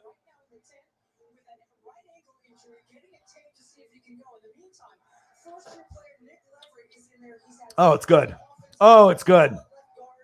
Hey, but I told you it was good. All you got to do is try. I'm never going to steer anyone wrong. Air Whitey said the Bucks are shitting on the Lakers. What's new? Mr. Williams, he's on fire. Yes, I am. Bang, bang, bang, bang, bang. Oh, look at that. And you know what's crazy? When I went into the show today, I took Paisley for a walk. She got a walk for my girlfriend, and I took her for a walk. I was like, my mental health was good. And I always prepare, for every show. Backgrounds, HD photos. Like if you look at every show I do for like thumbnails, I'm always grinding to make sure I give you guys a presentation. And I know other YouTubers are going to steal this, this method of being able to kind of do a show that's fully edited where you can kind of see these HD pictures as we do the show. I think it takes the show to the whole nother level. And being able to, make it look this way is definitely more entertaining, not only for me, but I think for you guys as well. And then just like, I was like, what am I going to talk about today? The NFL is really slow. I was like, am I going to get people to go in the room? I mean, what are the donos going to be like? Or what am I going to talk about? But I know once the people come in, we're always going to have something to talk about in there. But it just feels good that even on a slow day, we can just hang out, you know what I mean? Talk NFL, NBA, whatever it is. And just to feel that love and appreciation, it makes me feel so good, so loved. I appreciate you guys. I mean, like I said, I can't stress enough how amazing you guys are. And like sometimes like my other friends, you know what I mean? Like, it's the American dream to be able to, I've done this for 10 years. So, I mean, like I said, my time is coming, I got 4 more years to be 10 years on YouTube. But when I started this channel, I gave myself a 10-year plan. And by 10 years, I hope that I would be at a good enough number where I could do this full time. And I'm on year 10. And it looks like I am on schedule. I got 4 more years on YouTube, 10 years recording, 6 years on YouTube. But, just to feel that love and appreciation. And what makes it even more special, I think for me, is the amount of people that are in the room. It's not like I got, hundreds or thousands like Grossi. I got usually 20 people or less. And I can still, make my dreams come true. And that's a credit to you guys. And it just feels so good that I can have that little of amount of people, but I can still, survive. I can still do my dream, and I don't have to go do some shitty job on the side or make myself get triggered by depression or addiction or anxiety. It just feels so good to be able to get love this way. Yeah. $12. Hey, I will always show love. I will always do that for the fans. You know what I mean? I always make sure that everyone feels loved and appreciated. That's facts. Interactive TV, the wave of the future, baby. You've been a Buck surrogate fan? Eagles John. All right, I got to do something special for Eagles John. I mean, obviously we got the Dougie Pete there, but he's not your coach anymore. So let me find a nice little thumbnail for you. Nice little HD picture for you.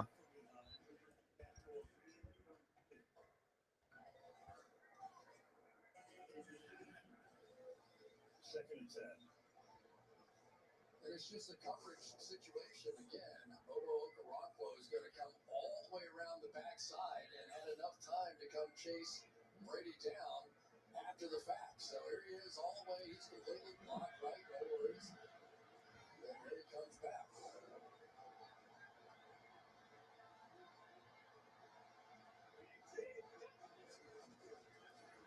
All right, hold on. I got to show proper love. I usually, no matter who it is, if you're going to show me love, I'm just definitely going to show love back. And, like I said, sometimes people take donos for granted, or they're just getting so many. But like I said, I'm always going to be the same person on screen than off. I'm always going to make it a big deal because it is a big deal. It really is a big deal. Like, people don't realize, you know what I mean? Like, this is people's hard-earned money. You know what I mean? This is not, credit card. This is hard-earned money. Eagles John, that's for you. A nice HD photo of your QB. I know some people like him, some people don't. I like him. I think he's the guy, moving forward for the future. And anything that I can do extra, just to, show appreciation and show love, from your favorite team or players. I always try to make sure I do that for the fans. Like I said, we got a great Super Bowl coming up. Matthew Stafford, Cam Akers, Cooper Kupp, Odell Beckham Jr., Van Jefferson, Tyler Higbee is hurt, Aaron Donald, maybe the best of all time, Von Miller, Jalen Ramsey, the best corner in the game, the Ramley, I see you. And then obviously when we get the Chiefs fans in the building, I always take care of Holly Hundo with Patrick the Clone Mahomes, Showtime the Reaper, Clyde Edwards-Helaire, everyone's next husband with Sarah, as well as Holly Hundo, Travis Kelce, the best dancer in the NFL. He's handsome. He can do it all. All right, Tyreek the Freak Hill, he's fast, and he can beat anybody in a foot race. Honey Badger, my favorite on the defense. I hope he comes back to the team. Chris Jones, as well as Eric Bieniemy, Andy Reid loves cheeseburgers, Frank Clark, Mecole Hardman, one of the best kickers in the game. All right, Harrison Butker, Chiefs. It's just, I only have so many spots for a lot of this material, but, it's full. It's full, but I always want to make sure that, the fans understand how much I love them and I appreciate them very, very much. I know, isn't that wild? On the day, all right, on the day that their news isn't really popping off and it's like NBA news rather than NFL, and then you get people's generosity like Eagles John, Sarah, Holly Hundo. It just feels so good, to be able to get that recognition and love. I mean, we're talking 347 on the Cash App by all the goats in the room. You got Eagles John with 12, Holly Hundo with a hundo, Romelio Rodiggity with a 15, Holly Hundo with a 200, Eagles John with another 10, Matthew Birch with the 10. You guys are just unmatched, man. You guys are awesome. Yeah, those guys are haters towards me for sure. Because I know when we started around the same time, and like you said, there's been people that said, hey, go raid Northwest Sports Fanatics. They could give two shits less. You know what I mean? There's just, I guess, once you get over 100K, you have your fan base. Sometimes, you don't want to, link with anyone. You don't want to show anyone love. I would love to collab with other YouTubers and whatnot, but it just seems like everyone that I've reached out to, they just ignore me or they just don't give a shit about me. But I do have one, Troxel Sports, obviously streams. He's doing good. He's over 20K, almost at 30K. He's got great presentation, and we have agreed to do a show at some point together. But he's busy. I'm busy. You know what I mean? But everyone else is pretty much giving me the cold shoulder, besides maybe Tom, willing to be able to do some kind of collab with the Packers and Bucks. So, but yeah, I don't know. Some people are haters. Some people are not. And they're pretty much the only ones that really do NBA anymore. The NBA is kind of a garbage product. But one thing I can respect about them is they do work hard. You know, they do grind like me and Tom, the Fury, but I don't watch them. You know, I could care two shits less. You know what I mean?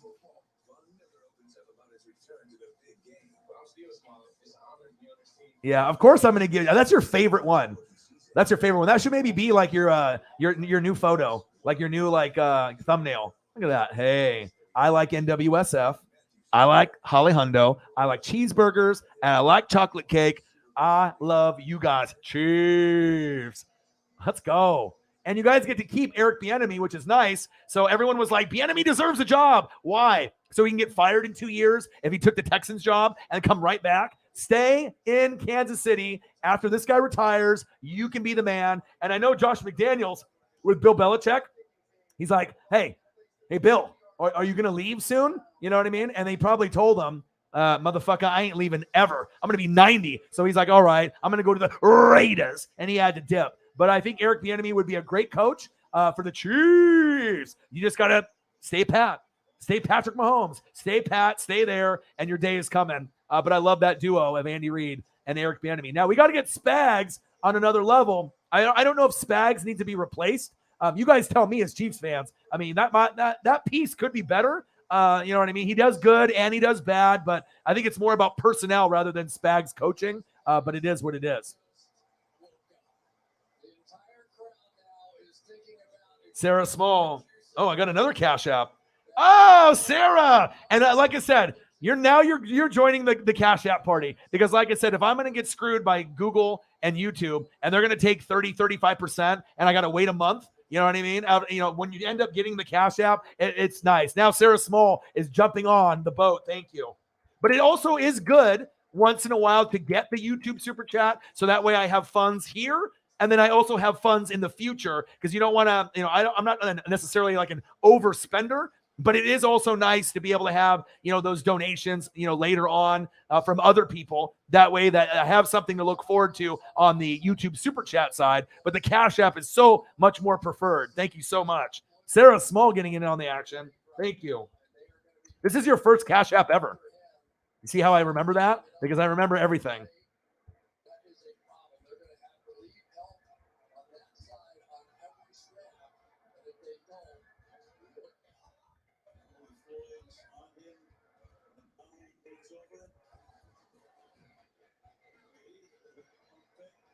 Bang! Her first on Cash App, $5 holla for your boy. Thank you. And it goes a long ways because, like I said, I can go buy dog toys. I can go buy dog food. Groceries in general, I think, is my biggest cost. Food for the house because I got me, my girlfriend's daughter. We got Paisley. And it's crazy. Like, everything has gone up in price when I go to Safeway. So it's like, you want to buy, bread, you want to buy milk, you want to buy, frozen foods, whatever you're buying, shampoo, conditioner, Dove, body wash, whatever it is, like where we're trying to buy stuff. And then I go to the checkout and I scan my Safeway card and I think I'm only spending like $35. And then I go to the cash register and it's like 60. And I was like, man, hopefully I have enough in there. And normally I do, but it's just like, I think it's like that across the United States. And you guys have probably seen that as well. But it's just mind boggling to me where I can go in for like 5 or 6 items and it shouldn't be that much. And all of a sudden I'm over $50. I'm like, where the hell, like, why? I don't get it. Like, why? But everything is just going up in price. So anytime, the donations come in like that, it helps. And I love to be able to spoil, our dog and, obviously everything that's just going on with COVID and everything. I don't get to see my friends. That's a personal choice too. I don't want to get COVID. I don't want to party. I don't need to be doing drugs or drinking or getting crazy. I need to focus on my dreams. I'm all in. So it feels just good to be able to feel appreciated. Sarah Small, bang, bang, bang, bang, bang. Her first on Cash App. She joins the team. Spag seems out of sync with the players. Yeah, I think he might need to go. Would be a great fit for you guys? Like a Todd Bowles. I don't want him to go to your guys' team necessarily because I want him on my team. But shit, if you guys got Todd Bowles, my defensive coordinator on Kansas City, you're winning a Super Bowl. I'm telling you. His schemes and everything that Todd Bowles does, he's top 3 defensive coordinator in my book. I think Dan Quinn, obviously on the Cowboys, is very, very good. But Todd Bowles is really, really special. Said our boy got responsibilities. And if you've noticed, since I decided to go all in, I haven't missed a day. The only time I'm going to miss a day is if I'm sick. I have mental health issues. There's going to be a time where I might miss 3 days to a week, just because I need to regain myself. But if I'm good and there's no issues with my family or myself, I should be able to grind this out and stream every day. And if I can stream every day, I know I should be able to make enough to survive, pay rent, pay bills, and also give back to the fans. Because there's been fans that reach out to me, or my friends, maybe because they know I'm making money. They're like, hey, I need to borrow this, you know what I mean? But if it's like one of my friends that supports me, like Marcos Pineda, he broke his ankle. He missed working at Nike headquarters for like 3 weeks. He wanted me to, send him some money. Well, he didn't actually ask me to send money. I just did it because I wanted to help him. And I got his phone turned back on, made sure that he had money for beer and snacks. And I know he's going to pay me back, but like those things that you can do to help people out, or like Whale the Thrill in Scotland, his power was going to go out and I sent him $35 USD to make sure that didn't happen. It's like, do I need to do that? No. But it's like when you can do little things like that and show that you put everyone else before yourself. I always am that way. I put my girlfriend, everyone, I always put everyone first before myself. And I think that, the gods and karma, they see that. If you're a real genuine good person, like good shit happens to you. If you end up being a scandalous person and being kind of a liar or a cheat, you're going to have bad things happen to you. But I always will take care of, the friends and the family, and the Fanatic family in general, if I can. I appreciate you guys very much. She's your adopted dog. Absolutely. Absolutely. I know, right? Right? It feels so good, to be loved like that. And I know at one point we are going to, we've cracked over 500 a couple times. You know what I mean? Last year's Super Bowl, there's been a few where we've cracked 5, but I know we're going to crack 1,000 at some point.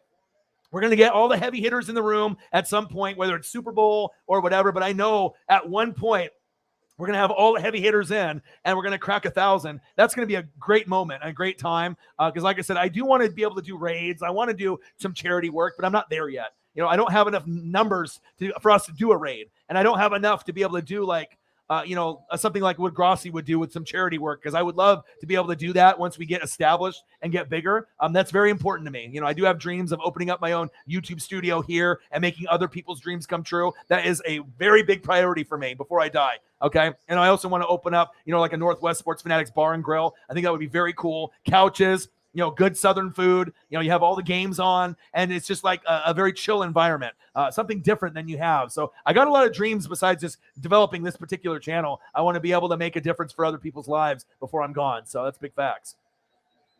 Mick is Moot in the building. What to do? Let's go see what Paisley is doing. Yeah, let's go see what Paisley is doing real quick. Let's see if she's awake, see if she wants to come on. One sec. She's getting so big, too.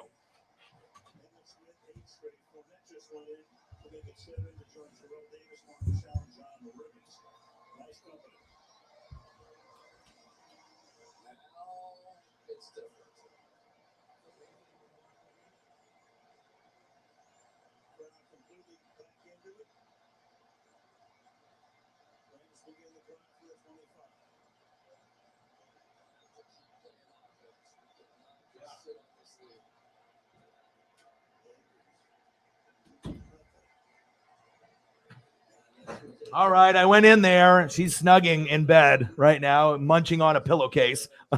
So I'm not going to be able to pull her out right now, but maybe before the stream ends, maybe in like the next, because I'll probably end the stream here within the next maybe 15 minutes or so, and we'll see how she's feeling. I'll take a peek out there, but she seems pretty comfortable. And like I said, I had her on the stream yesterday and the stream before. But like I said, if you pick her up when she's like sleeping or comfortable, she gets a little upset and angry, and she's comfortable in bed. She's hanging out with my girlfriend and my girlfriend's daughter. They're watching TV, and she's snuggled up in between them, and she's chewing on a pillowcase. So, like I said, but I always try to take pictures and whatnot. So if you guys end up looking on my Instagram or the Twitter or on the actual YouTube page, I usually try to take a picture of her every day so you guys can see that. So yeah, I want to get her on here, but like I said, I can't force her. And sometimes she'll bark at me and then she'll come in the room, right? And then I try to pick her up and she runs away. Like she knows I'm going to pick her up, and she's not like opposed to the picking up part, but she doesn't like to be picked up for a long period of time. So I'll try to get her in the room sooner than later. Yeah, but you know what? You got the Fanatic family, though. We do appreciate you and we do love you. And like I said, this is a community where we can help bring each other up. You know what I mean? Like if I could do anything, like I could help adopt a cat and send it your way, I would do that. You know what I mean? Like if there's anything that I can do, or Holly Hundo or any of the other people in here, we got a real caring bunch here. You know what I mean? So, I mean, that's tough. Cat, grandma, 3 members. That's not something that's easy to talk about, let alone. But I think that you do feel loved. We always are excited that you are in the room. And like I said, like things get better over time. Like I said, Zini Panini's sister OD'd and died, and we've had Alan had some issues where he had to go to the hospital, and he lost his child. It's just crazy, you know what I mean? A lot of people come on this channel and they have really serious shit that's going on. So anytime I see someone trolling or joking about dogs or cats or family members dying, I fucking shut that shit down real quick. Like I know Michaelo used to say certain things, and it's like, you can't say, oh, my dog died, and then the next day my cat died, and then the next day my grandma died. Like that's not shit to joke around about. Like a lot of us are going through a lot of personal anguish. We're going through anxiety, we're going through depression, addiction, losses of family members and friends. Like that is one thing that I don't put up with. And I feel bad. I hope everything will be better. But like I said, we're here for you. And like I said, you have our Twitter information. If you ever want to reach out, if you want me to send you some Paisley pictures throughout the day to be able to cheer you up, obviously we follow each other on Twitter and on social media. We are here for anyone that needs a lift. And that's one thing about this channel that I'm really proud of. It's not just a sports channel. It's a life channel. You know what I mean? If I wasn't doing this job, I probably would be a therapist or a psychologist, if not like a gamer on Twitch. But I mean, I like being able to listen and be there and have a positive attitude, even though sometimes I'm not in a good headspace. But I know that we got a great family and a great team here. It just feels good to be able to, feel loved out here. So I mean, we appreciate you and we love you. Absolutely. We got some great ladies too. You know what I mean? Like I said, it's all about, having that support.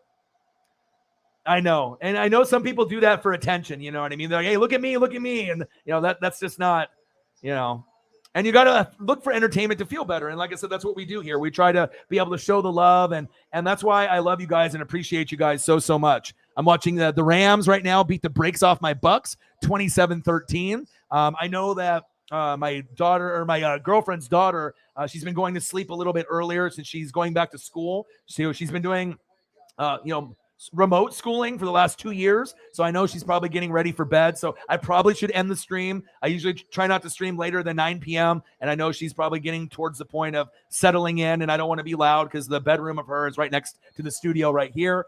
So I appreciate and I love you guys so much. What was the final numbers? What did we hit? We're at 352 on the Cash App, which is goddamn insane. You guys are incredible. Plus whatever we got on the YouTube Super Chat. So we got Matthew Birch, 10, Eagles John, 10, Holly Hundo, 200, Road Diggity, 15, Holly Hundo, 100, Eagles John, 12, Sarah Small, 5, and then anything that we ended up getting on the YouTube Super Chat. You guys are the best fans on planet Earth. A little slow day, obviously, as we know, with sports. We had to go over CJ McCollum, obviously, leaving my team, even though I don't really watch the NBA that much. Dame Doll and CJ are no longer going to be together. Then there was the trade, and then some details on the trade. Blazers, I think, won the trade overall, but you're losing a superstar. I got to debut this, Johnny, and his amazing work. This will be the thumbnail for the Super Bowl. Look for Grossi, as well as my thumbnails to go to the next level. You guys are the best fans on planet Earth. Wow. Isn't that something? And like I said, about 99% of it was through the Cash App. It's just, you guys make me feel so loved. So $3 from you, that was on the YouTube Super Chat, and then the 352 on the, dude, you guys are amazing. Because like I said, I mean, even if it was like half and half, but like I told you before, having to wait a month and then having like 30 or 35% taken away for absolutely nothing besides just streaming on their platform, and then being able to get pretty much everything on the Cash App, it's going to be able to do more for me and my family, as well as Paisley. I'll be able to go to, obviously Petco tomorrow. I'm going to do that first thing in the morning. I'm going to help do some groceries, get some food and do all that. You guys are amazing, amazing, amazing people. So I'm going to be with my family for Super Bowl, but we'll try to get them all to tune into your live stream, Ryan. Awesome. I'll be doing it. Like I said, I don't know if I'll have any guests here watching it with me, possibly. But like I said, I know Tom will be grinding. I'll be grinding. And like I said, it's going to be an exciting time. I'll be back here tomorrow on Wednesday Thursday, Friday, Saturday. As long as nothing comes up, I'll be grinding and streaming around, I would say 6 p.m. Pacific time to about 8 or 9 p.m. Pacific time. So about 2 to 3 hours every Monday through Friday. And then depending on what's going on the weekend, I'll post and let you guys know. You guys are the best fans on planet Earth. Holly Hundo, thank you so much for your incredible generosity. I know those tickets have been very, very expensive for you. Sarah Small, first Cash App donation. Salute to you. Eagles John, $12. Eagles John, $10. Matthew Birch, 10. And then Road Diggity with a 15. Every dollar counts. And like I said, I can't say how much I love you guys and I appreciate you guys. What an incredible day. You know, we thought this day was going to be slow. Me and Sarah were probably thinking, oh, I don't even know if we're going to get to 50 today on the donos. And I'm not going to quit the stream, even if there's not a lot to talk about. We'll make the conversation happen and keep it moving. And then all of a sudden, you know, you do something nice, you work hard, and then boom, look at this. You have great people supporting the cause. $355 in donos by the best fans on planet Earth. You guys, the Fanatic family. I promise I'll get puppers on the stream. Paisley will be on there. If not, I'll send some pictures when we go on our walk tomorrow. You guys be safe. Take care. Thank you so much. I'm going to be on the hunt for pineapple beer probably tomorrow. I'm going to go to Petco, and I'll probably get some toys, and I'll maybe post them on Instagram or Twitter or on the feed. And I'll be here tomorrow around 6 p.m. Pacific time. Thank you, thank you, thank you. The best fans on planet Earth, you guys, the Fanatic family. And I got one question for you. Who you know talk sports like us? Your boy Ryan, the Northwest Sports Fanatics. NWSF Chain Gang in the building. Paula, we're all here for you. Mr. Williams, I love you. Holly Hundo, what can I say? Words can't describe. Sarah Small and everyone else in the building. Good night. Take care. I love you guys, and I'll be back tomorrow. Peace. Gang! Thank you guys so much. Love you.